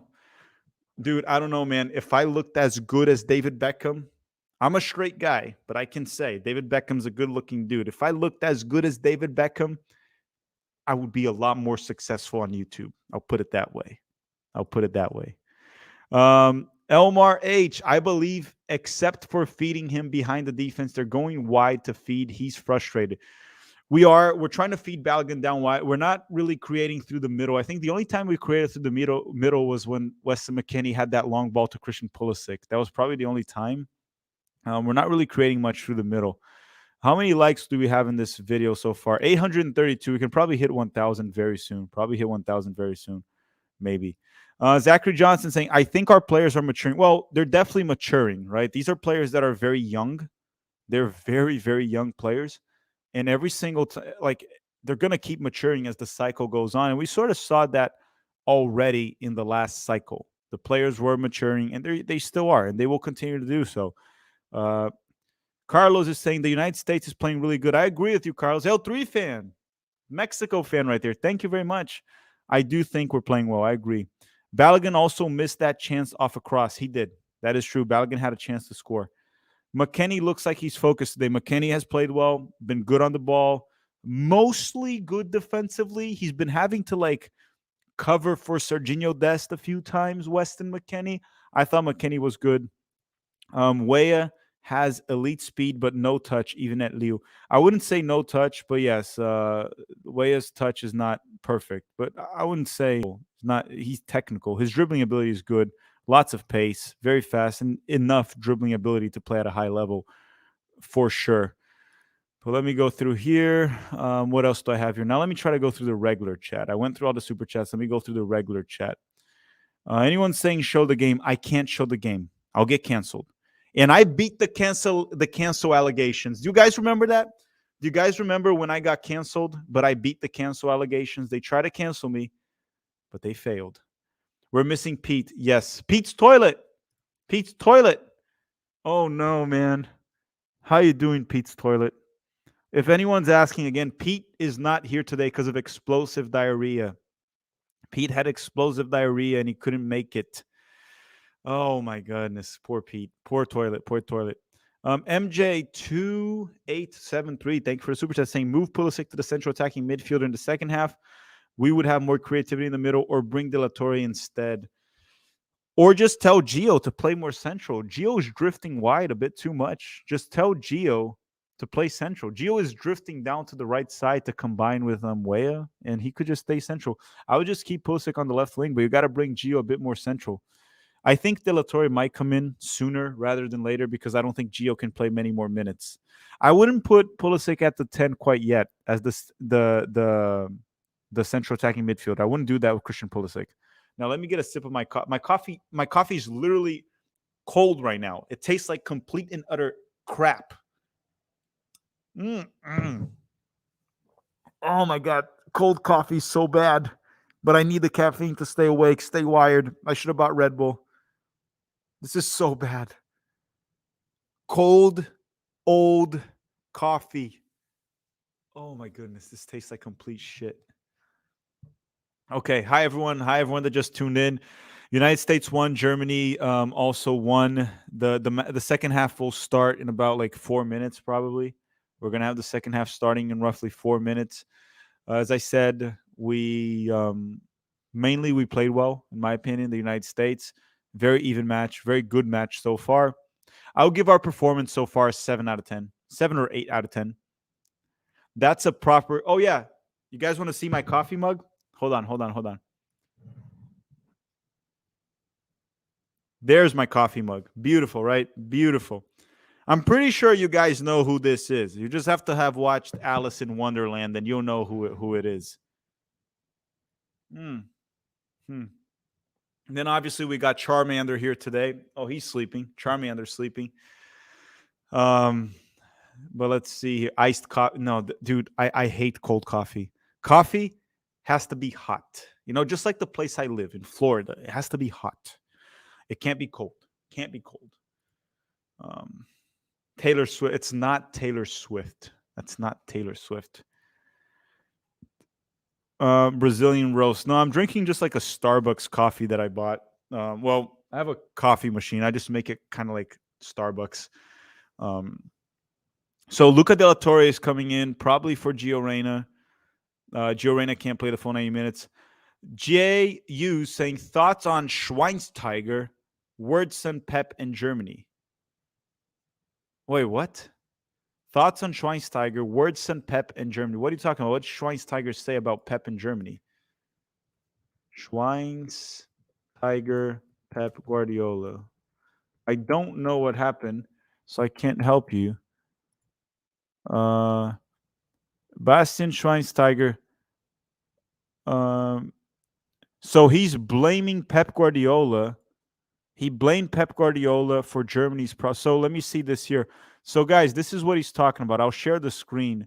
I think from goal.com. They're saying the shrinks got lost. Bastian Schweinsteiger claims Pep Guardiola partially to blame for Germany's problems. I missed this a while back. He's saying, I think most of other countries were looking at Germany as a fighter. We can run at the end and everything. The strengths lost the last 7, 8 years. We forgot about that. And we're more focused on playing the ball nice to each other. So he's blaming Pep Guardiola's time at Bayern for Germany's decline. It's a load of crap. It's a load of crap. I mean, I don't know, man. I don't have much to comment on that besides the fact that it's just a load of crap. That's not how it is. It's definitely. I actually didn't know about that. Juan Montalego saying Breck Shea in King on one crossing last minute. Yeah, Breck Shea unfortunately is retired. Breck Shea retired. Breck Shea has retired. Anthony saying my club's coach Pioli has brought Pulisic's confidence back, and it's translated into a good performance for club and country. It's great to see. I love it too.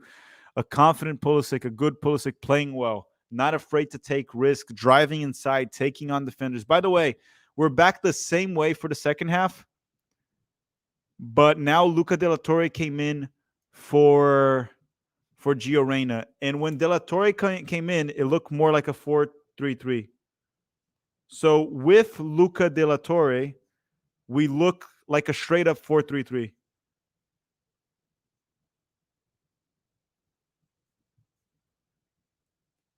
So, okay, look, if you watched the first half, and I'm sure all of you that are here watched the first half, we were mostly playing the 4-2-3-1 with Gio Reyna.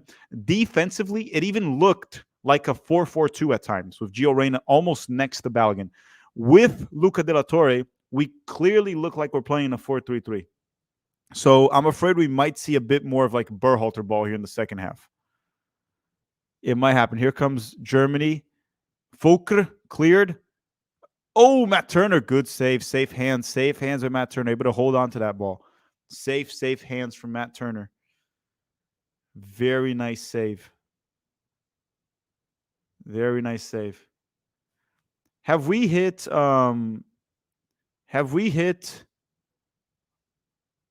1,000 likes yet?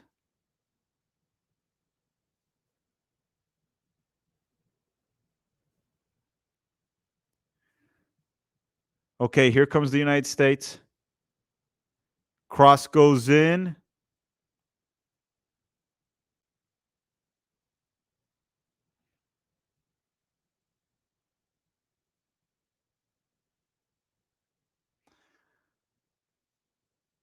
Matt Turner of safe hands. Hold on 1 second, guys. Hold on 1 second, guys. Gotta just make some notes here. Okay, let me see if I didn't miss anyone here in the chat. And here comes Germany again with the ball. Yeah, the problem with the second half, now that we're playing a 4-3-3 and Gio's out, I think we're going to see a bit more of like Berhalter ball. This might actually happen. I don't blame Luca De La Torre. And also, what else are you going to do as Berhalter? So Yunus Musa is playing as the 6. Yunus Musa is the 6. And then McKennie and De La Torre. Oh, and here comes Germany. Behind. What the heck was Rudiger doing? He was trying a trivela kick. Anyone from Brazil knows what a trivela kick with the outside of your foot. There's some Roberto Carlos shit going on there with Rudiger. Sorry, guys, I cursed again. I'm gonna try not to curse as much, even though I think no one cares. Like no one cares. No one cares when I curse. Pete needs a Charmin spot. Yeah, we should probably. So hey, guys. Okay, you guys gotta swear. Swear right now. You're not gonna tell this to Pete. What I should do on the next stream is when Pete's here, I'm going to bring him toilet paper. I'm going to bring Pete toilet paper because of the explosive diarrhea he had. Here comes Luca De La Torre. Joe Scally. Back to Weah. Goes inside. Musa. Oh, dispossessed. And here comes Germany in transition. And we're very much exposed. This can be dangerous. Gundogan. Gundogan finds Fulk. Fulk with the shot. Ooh, Matt Turner. Turner with the brilliant save to save the United States here. Germany has been far better in the second half. Far better in the second half so far. It's literally just like 3 to 4 minutes in, but Germany has been far superior to start the second half. We look terrible in the second half, even though it's just 4 minutes. Not good. Matt Turner, another brilliant save here from Matt Turner.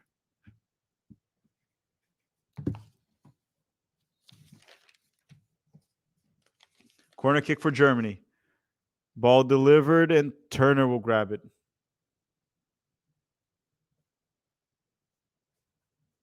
Here comes the United States trying to hit in transition. Tim Weah has the ball. No one's with him. No one's with Weah. Joe Scally. Oh, don't pass it behind Scally. Weah gets fouled by Rudiger. Weah gets fouled by Rudiger. Not a good start for the United States here in the second half. Definitely not a good start.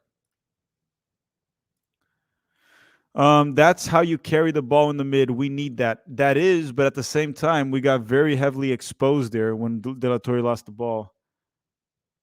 I don't like how we're playing the second half so far. I don't like it. It's been only 5 minutes pretty much. Got 40 minutes to go. Yunus Musa. With the ball. Oh, Musa, bad pass. Sane blows by Musa, blows by Destu, and Musa is able to recover for the United States. All the way back to Matt Turner. Oh, that's a dangerous pass. De La Torre. Tim Ream, United States building out of the back. And Weston McKennie again. Now he's dropping wide to get. Now we're playing. We're starting to play Berhalter ball again, unfortunately. The fullbacks push high up the field. The 8s go wide. I think that's how we're starting to play. The 8s go wide. Why is Weah dropping inside so much in the second half? And Joe Scally is pushing high up the field.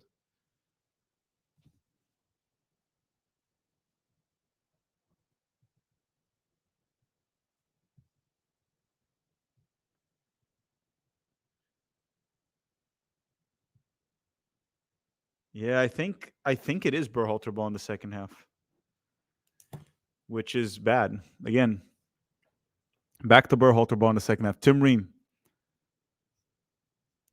tries to open it out wide. We have Christian Pulisic, Weston McKennie.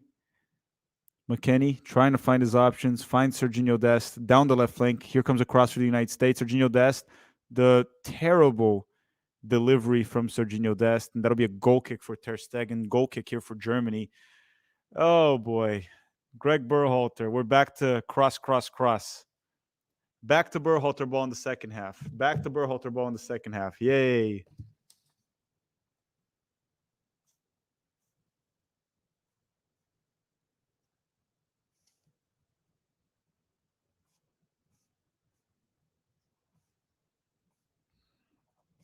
It's unfortunate, But here comes Germany. We can still try to get a result. The thing is, we talked about this. We're evaluating performances, and in the second half, we're back to playing Berhalter ball in the second half. This is not good, and could lead to a loss here. Actually, Sane trying to put Serginho on skates. It kind of works. Turner clears it. Oh, and Gundogan just hits a field goal, but unfortunately, it doesn't count as 3 points for Germany. Ah, boy. Oh, boy. Sane put Serginho Dest a little bit on skates there for a second.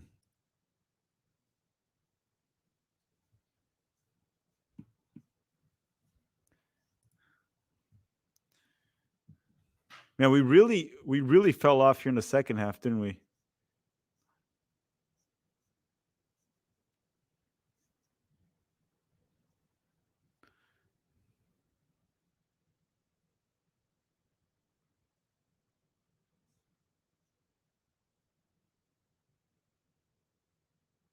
Not a good start at all. Germany in possession. Ball goes wide to Rudiger, trying to build out of the back. Rudiger really progressing the ball forward, pulling some like Upamecano like moves.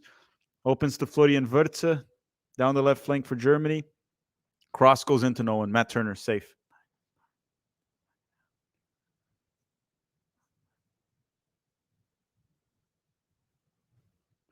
Okay, let's see how the United States does here in transition. Christian Pulisic with the ball. Too slow in the second. We're too slow, too predictable. This is just horrible, man. The second half. Just not good. Pulisic against Ta. Tries to get across. There'll be a corner for the United States. Just not playing well. Not playing well.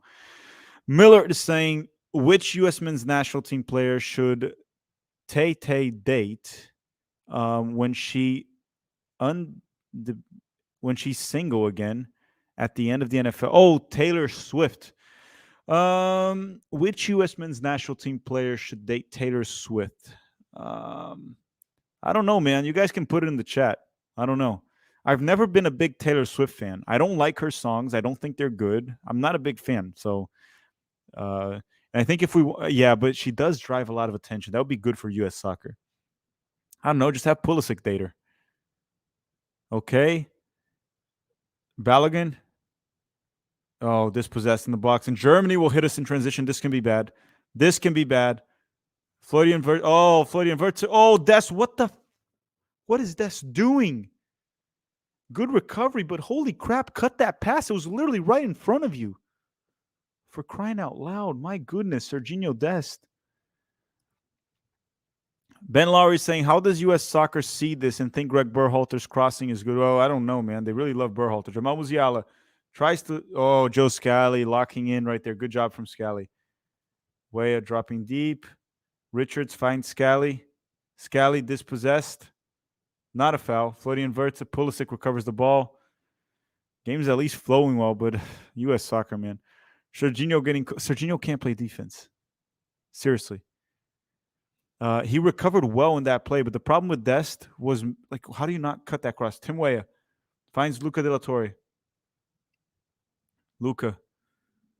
Joe Scally. Here comes the endless crosses. Joe Scally.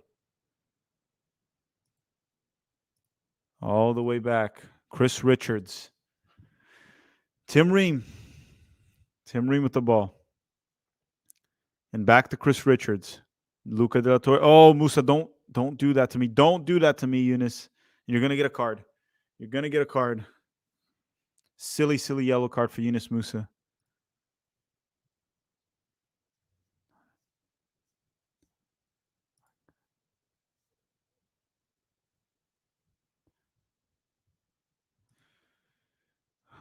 Okay, Germany with the ball once again.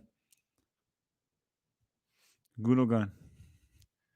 Kevin Paul is saying, is the goal of Berhalter ball to put USMNT fans to sleep? The second half is, it's a terrible second half. I think so, right? I remember I stopped calling it Berhalter ball. I started calling it melatonin ball, and that's what Berhalter's doing in the second half, putting out some melatonin ball for us.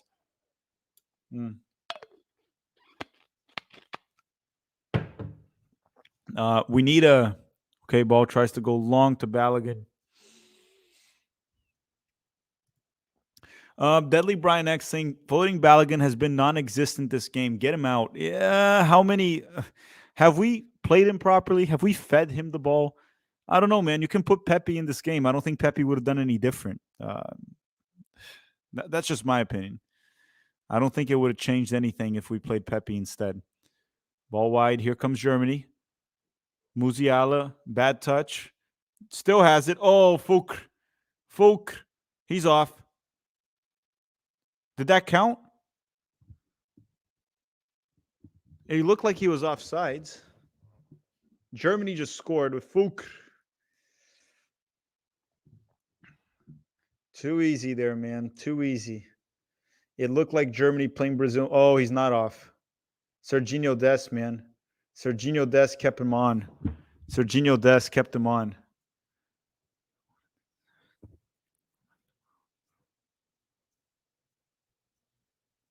And we're back to Berhalter ball.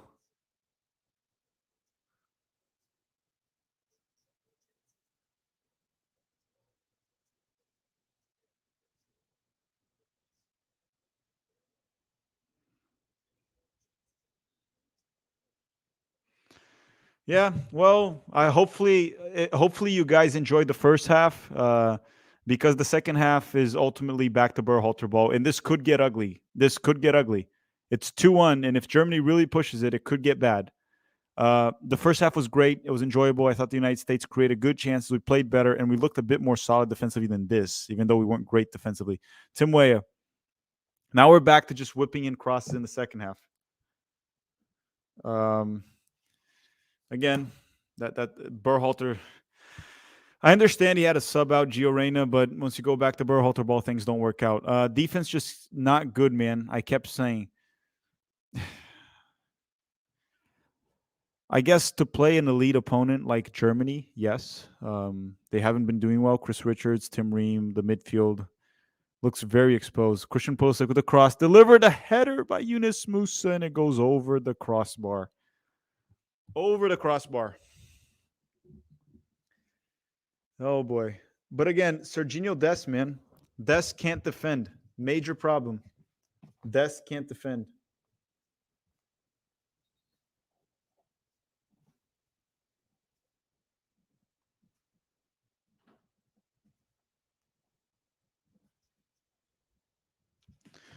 Okay, there's going to be some substitutions here. I don't know if it's for the United States or for Germany. I'll keep you all posted in a second. But here comes Germany with the ball once again. Second half has been all Germany. Germany has been far superior in the second half. Far superior. Jeff, he's saying not enough crosses for the United States. Yeah. Oh, Rudiger just blew by De La Torre. What is this? Joe Scally.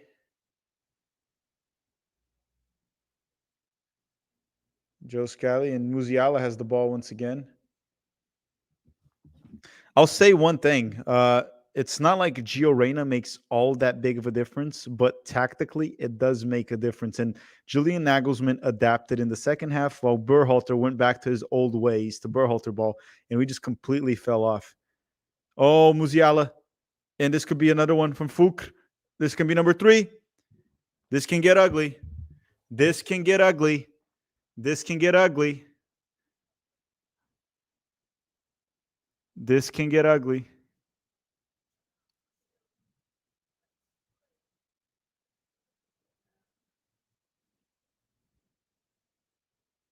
I don't know, man. I'm getting some 2014 PTSD here.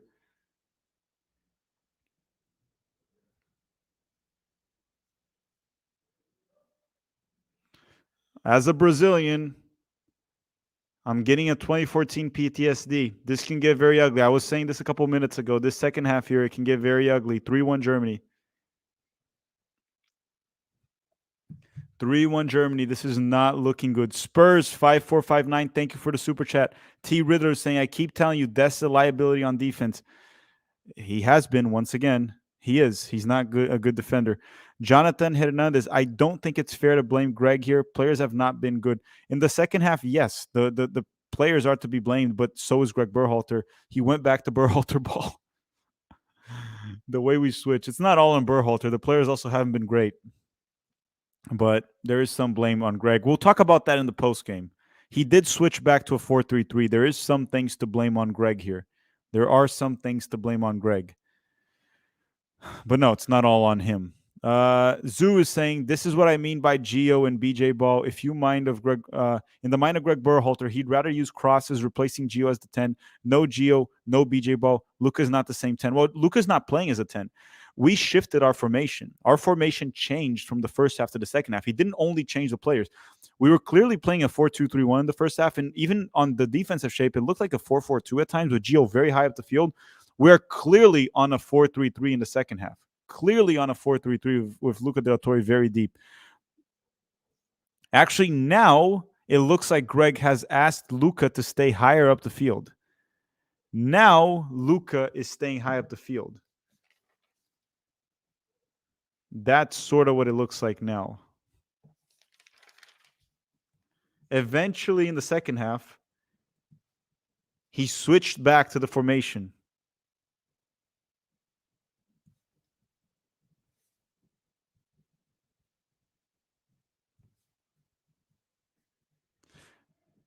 After goal 3. After goal 3, it looks like he shifted it back, and Luca De La Torre is a bit higher up the field now. So Greg noticed that his 4-3-3 Berhalter ball was not working. And Kudu saying, Greg's getting out coached. I know you're surprised. I'm definitely not surprised. I'm definitely not surprised.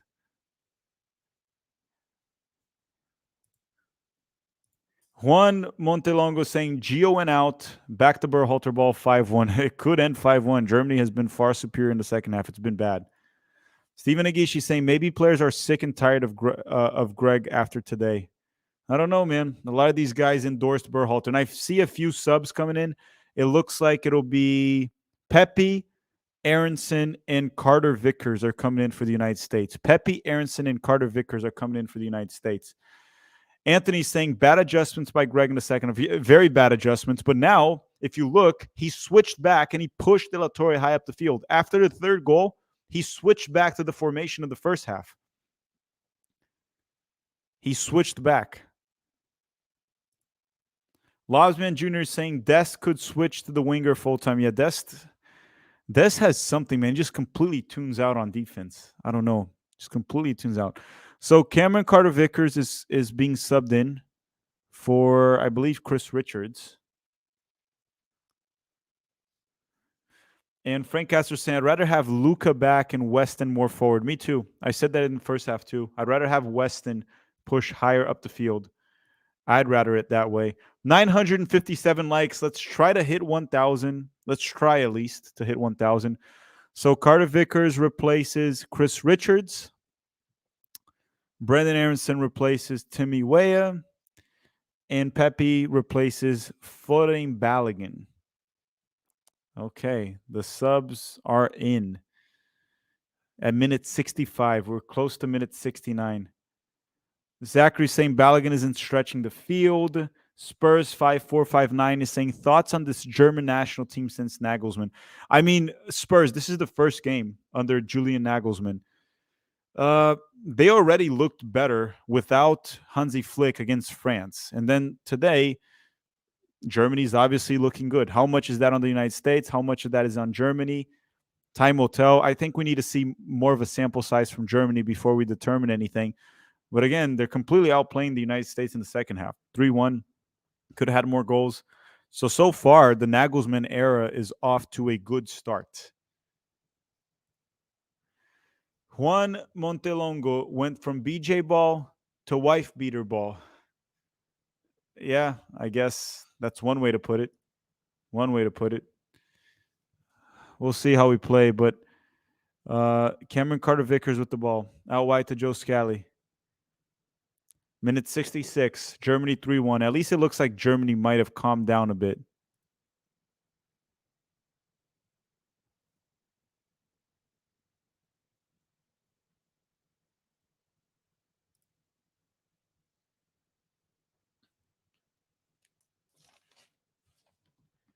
Brendan Aronson, probably going to fall. He's probably going to fall.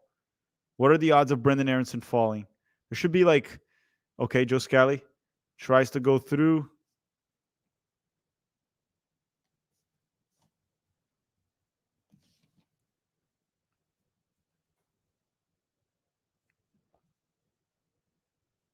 Here's the thing that I want to say. I think we all want the United States to make a deep run in 2026. And like it or not, will be an underdog story if we go deep, right? Every single time there's an underdog story, there's one common denominator. One common denominator. They play good defense. They have good defenders. If we want, oh, Dest, what was that? If you want to have an underdog story, you need to have a strong back line. You need to be good defensively. Very good defensively. This team right now is not looking that way, and that's a bit worrisome. Even in the first half where we were fine, defensively we looked a bit shaky. Even though I think we played fine in the first half, we looked a bit shaky, but the second half has been a disaster defensively, and offensively we're just crossing. Blaugrana Quiller saying Des is garbage on defense. That's why Xavi doesn't want him near the club and is always shipped out on loan every year. To a certain extent, yes, you're right. You're right. He's not good defensively. No way to argue against that. Gallardo Juan 99. When's the last time we actually beat a good team? Good question. Because Mexico is not really a good team anymore. Neither is Canada. Last time we beat a good team. Under Berhalter? Have we ever beat a good team under Berhalter? That's one thing I wanted to say. Have we ever beat a good team under Berhalter? I don't know.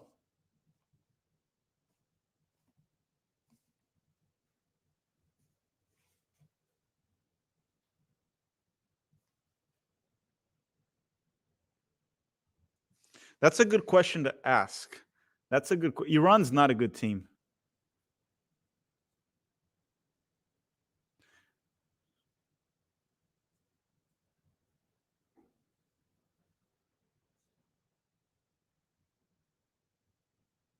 Okay, here comes Germany again with Musiala. Cut inside. Sane.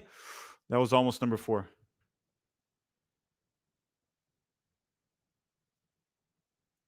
Guys, Mexico and Canada are not good.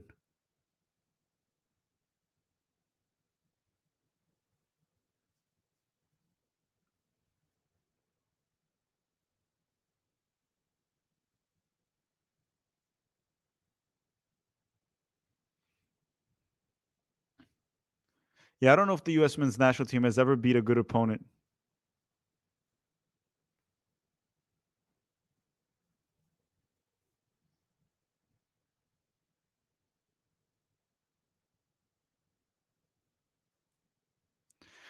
Yeah, I don't. I'm trying to think because we beat Morocco, but Morocco had to change their coach after. Because Morocco was in crisis and they fired their coach right after. I don't remember. We never beat a good opponent under Berhalter.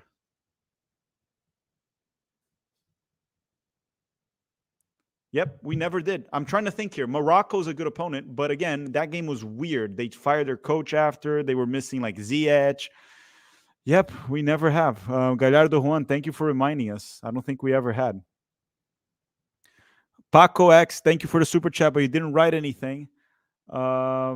Zachary Johnson saying no more Pulisic on corners. Yeah, Zachary, we've been saying about Pulisic in corners for like 2 years already, and he keeps taking corners for the United States. Barney 7181. I love Turner, but Jesus, his touch on the ball. Yeah, he's not good with his feet, but Matt Turner is fantastic in shot stopping, so he's still our starter, and he will continue to be that. But he's not good with his feet. Juan is saying USMNT is good. However, Honduras is tu papa. No, they're not. Honduras is also not good right now, man. Honduras has not been good. Zachary saying we should switch to a back 3. It's very hard to see Greg's like legitimately like change the formation in a radical way. He'll change like a 4-2-3-1 and a 4-3-3. But we should test the back 3 at some point. We should test the back 3. Jonathan Hernandez is saying the defense is a reflection of our domestic league. Well, the players play in Europe, so I can't give that excuse. But yes, MLS does have terrible defending. But the defenders that are playing, they play in Europe. They all play in Europe.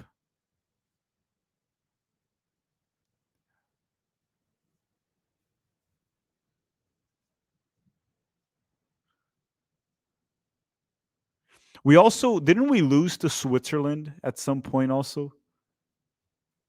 We also lost to Switzerland. I'm pretty sure. Yeah, we lost to Switzerland in 2021. We lost to Switzerland.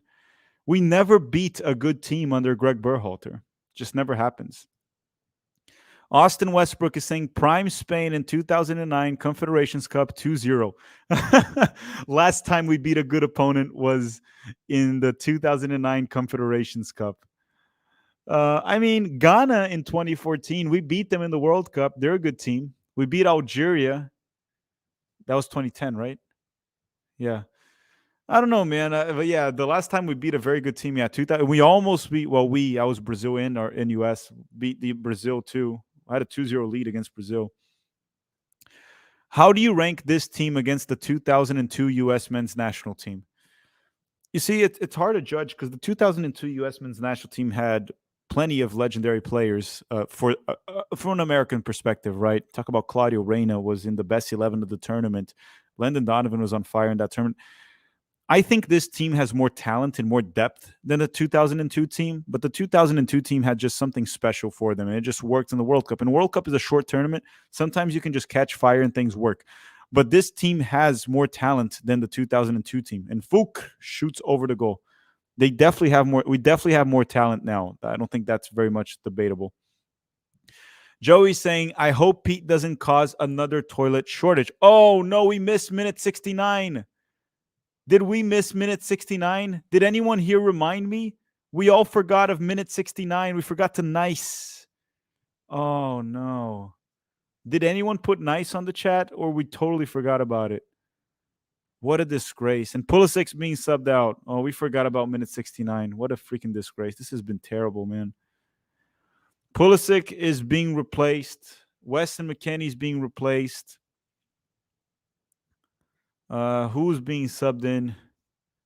It's Kevin Paredes for Christian Pulisic. So Kevin Paredes fan on Twitter must be happy because Kevin Paredes fan is playing. Kevin Paredes fan on Twitter, congratulations. And who else came in? Was it Johnny? I think it's Johnny. Yeah, Johnny for McKennie. Johnny for McKennie and Paredes for Pulisic. Joey, I hope Pulisic doesn't cause another toilet paper shortage. Yeah, I think he'll be all right. BRX Dove saying, greetings from São Paulo, Brazil, where I was born. Where I was born in São Paulo.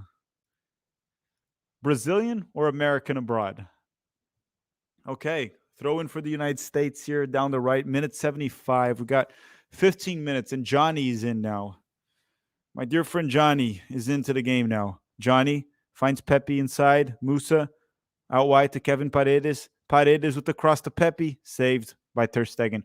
By the way, we'll do a post game with Derek from the Straight Red Card after this game on a different stream.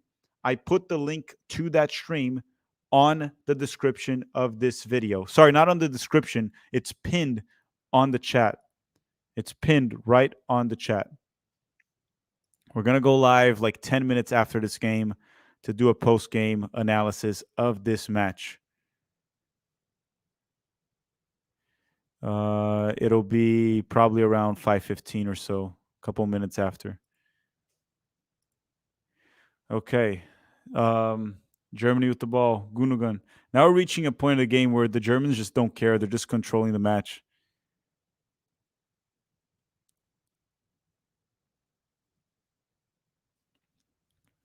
Ter Stegen just blasts it forward. Brendan Aronson, he's going to fall. Brendan Aronson kind of falls. Zachary Johnson, thank you for the super chat, saying the back four of the United States needs to be more defensive. If we switch to a 3 to the position, we would have to defend more, and the ball would be on the other side of the field. There's many ways to look into this. I think we have enough quality on defense to be solid defensively. But again, we were just heavily exposed in the second half. That back line was exposed, a lot of ball watching. And we didn't do anything going forward. All we did in the second half was cross. We went back to Berhalter ball. We just cross, cross, cross. We're trying to press. Rudiger just blasts it forward, minute 77. T. Riddler is saying, hot take, McKennie's overrated. Change my mind. Well, he's not. What do you mean by overrated? He should be a locked-in starter for the United States. He's one of our best central midfielders. Depends on what you mean by overrated. I don't know how I would be able to change your mind on that if you have your mind made up, but I don't think McKennie's overrated. Unless you think he's world class, then yeah, he's overrated. He's a very good player. Johnny going back to Cameron Carter-Vickers. Joe Scally sends over Brendan Aronson. Aronson tries to go inside. Oh, good move by Brendan. Good move, and he's on the floor. Brendan Aronson's on the floor. Take a okay. Get a drink. Take a shot every time Brendan Aronson falls. Take a shot every time Brendan Aronson falls, but just don't do very heavy liquor because, again, the guy just like is always on the freaking floor, man. Always on the floor. Thomas Müller is coming in for Germany. Thiago Martin saying 7-1, I believe. Just joking. Is Pete watching? Yes, Thiago, but Pete has explosive diarrhea, so he's not here with us today. Pete has diarrhea. Johnny with the steal. Good steal from Johnny. Good ball to Pepe. Pepe with a bad pass to De La Torre. Luca De La Torre. Joe Scally. Brendan Aronson against Rudiger. Tries to cross. Pepe. Pepe tries to win it. No foul. Pepe, score. Score. Score. For crying out, just freaking shoot the ball.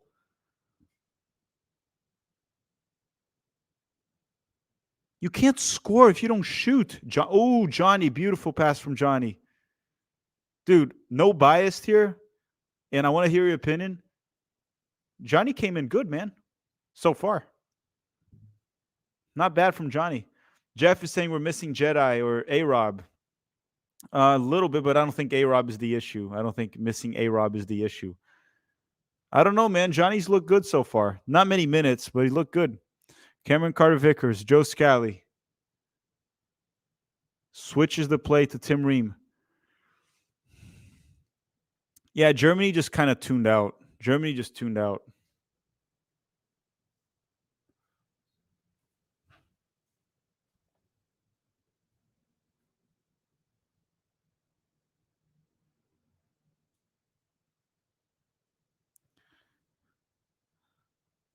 Okay, so subs here for Germany. We got Thomas Müller. Thomas Müller. And who else is coming in for Germany?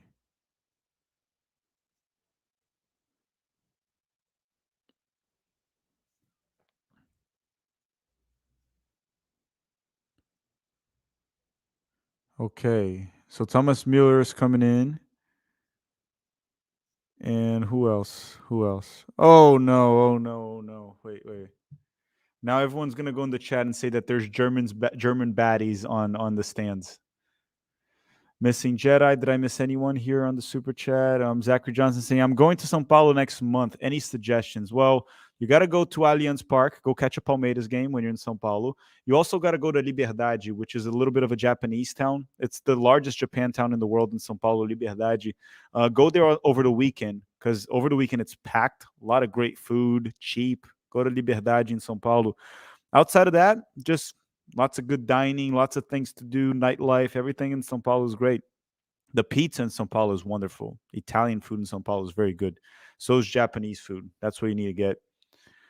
But go to Liberdade, go to Allianz Park and Parque Ibirapuera as well. Jose Reyes saying, are German strikers required to look like accountants? Do they look like accountants? I don't know. I knew it. I saw it in the chat. Baddie alert. I knew you guys would do that. I knew that. Stephen Agishi is saying, Germany complained about this trip and took it out on Greg Berhalter. How fitting. Gio is used as nothing more than a gas release versus an anger towards Berhalter. Well, Gio played fine. Gio did fine. The U.S., I stand by what I said in the first half. I thought the United States looked fine in the first half. It was a very even match in the first half. Second half, not so much. Germany was clearly better. Clearly the better side, Germany, in the second half. Not even debatable. a lot of it is on the fact that we changed formations and Gio wasn't there anymore, but the change in formation affected us for sure. Kai Havertz.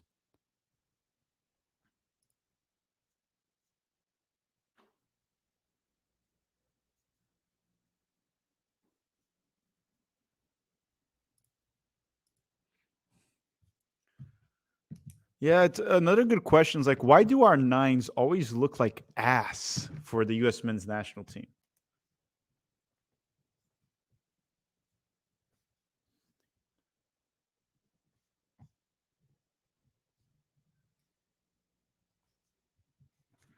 Okay, United States here at the ball again. Germany 3-1.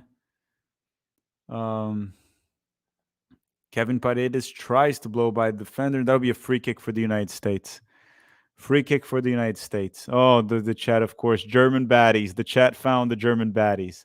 That's what the chat was looking for earlier today. Okay, you guys got what you wanted. You guys got what you wanted. Congratulations. Thiago Martins saying, Tack, I saw your ex about Canada losing to Japan. Yeah, they lost to Japan 4-1. And then we lose today to Germany 3-1. That's not helping my agenda for sure. Ricardo Pepi finds Brendan Aronson. Brendan Aronson switches it to Kevin Paredes. Kevin Paredes with the ball. Bad pass by Kevin Paredes. And Germany recovers it. And Paredes just gets bodied. Oh, my goodness. He just got bodied.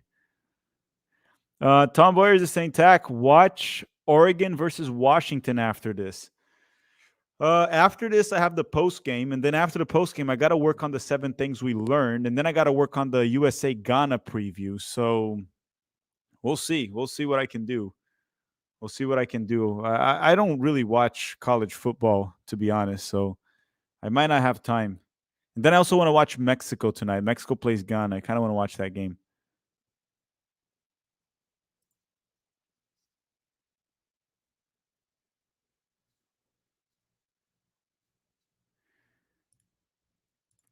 All right, Germany again with the ball. Pepe trying to press. Rudiger with the ball. 84 minutes. 84 minutes. Cubo Maker saying, with Aronson in poor club form, would you have played or called up anyone else in his spot? No, I thought Aronson's call up was fine. For the players we had available, I thought Aronson's call up was fine. I said this on Twitter. I got some hate on Twitter for it, or X, whatever it's called. But I thought Aronson being in this roster was fine. Creepy guy, don't spam in the chat. You're saying, what's your take on Mexico and Ghana? Any predictions? I can't put a prediction out until I see the starting 11s, so I don't have an opinion on it. I don't have an opinion. I need to see the starting 11s of Mexico and Ghana. I don't know yet. They didn't put the starting 11s out, so it's hard for me to tell. It's also friendly. Julio Nunez is saying Pepe still looks better than Balogun. We've had our 9s this whole time. We're expecting the next coming of Ronaldo, which is unrealistic. Oh, Germany.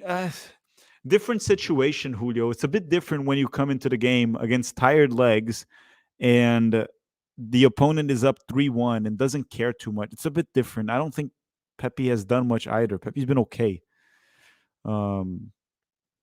It's hard to judge and say Pepe's been better than Balogun, where Balogun was placed in the tougher situation. Again, Balogun was the one that had the combination play with Pulisic to score. I don't think Balogun was as bad as some people are saying. Not perfect. Definitely terrible second half, but wasn't as bad as people are saying. Serginho Dest to Musa. Back to Johnny. Johnny to Luca De La Torre. De La Torre opens out wide to Scally. Brendan Aronson. Aronson drives inside. Tries to find someone. He's going to fall. He almost fell. I thought Brendan Aronson was going to fall. Joe Scally. Cross goes in, and it's cleared by Germany once again. Kai Havertz. Cleared by Germany once again. Thiago Martins, you believe Germany is going to be good again in 2024? You mean for the Euros? I think Germany will be back to their old ways under Julian Nagelsmann. Yes, I think Germany will be good next year for the Euros. They're already looking a bit better.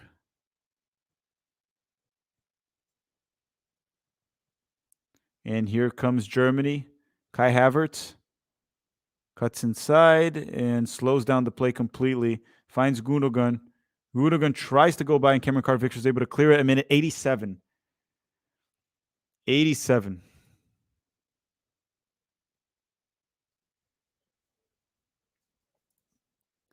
Throw in for Germany. Both teams don't seem to care that much anymore.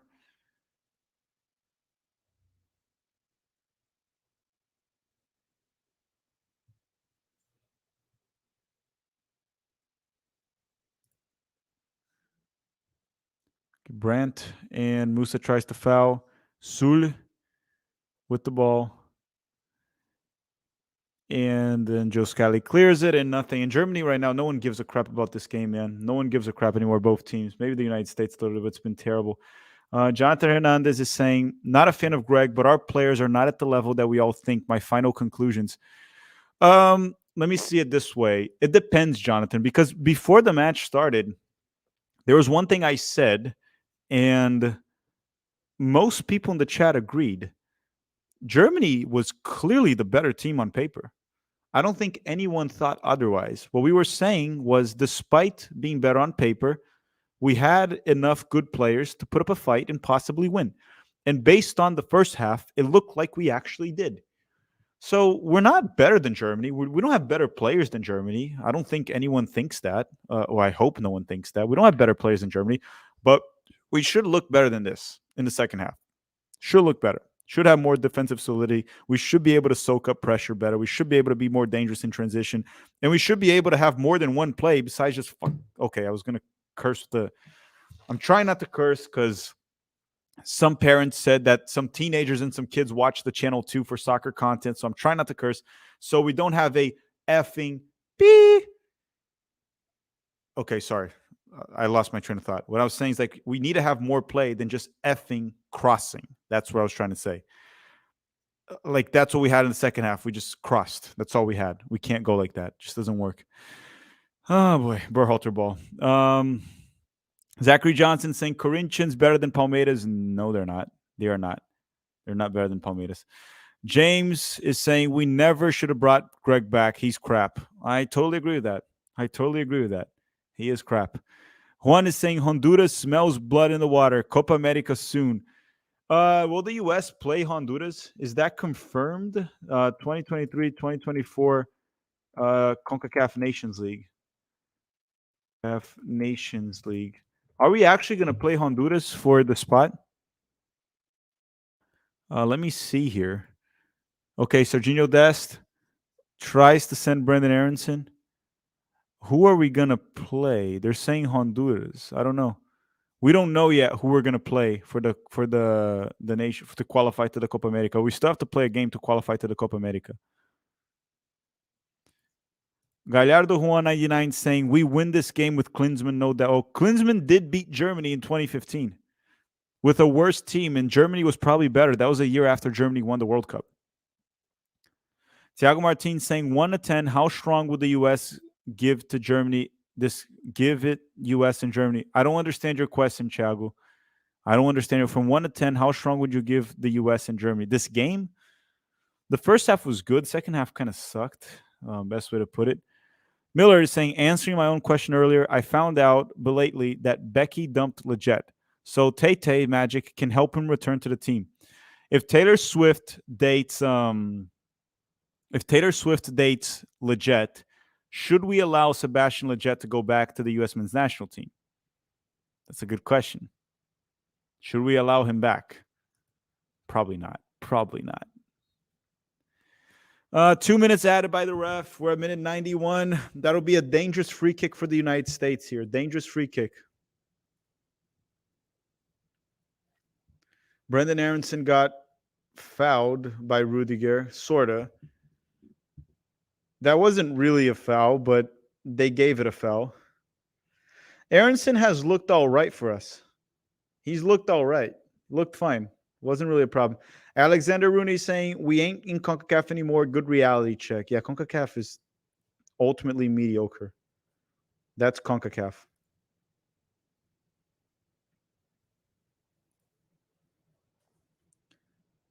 That's CONCACAF.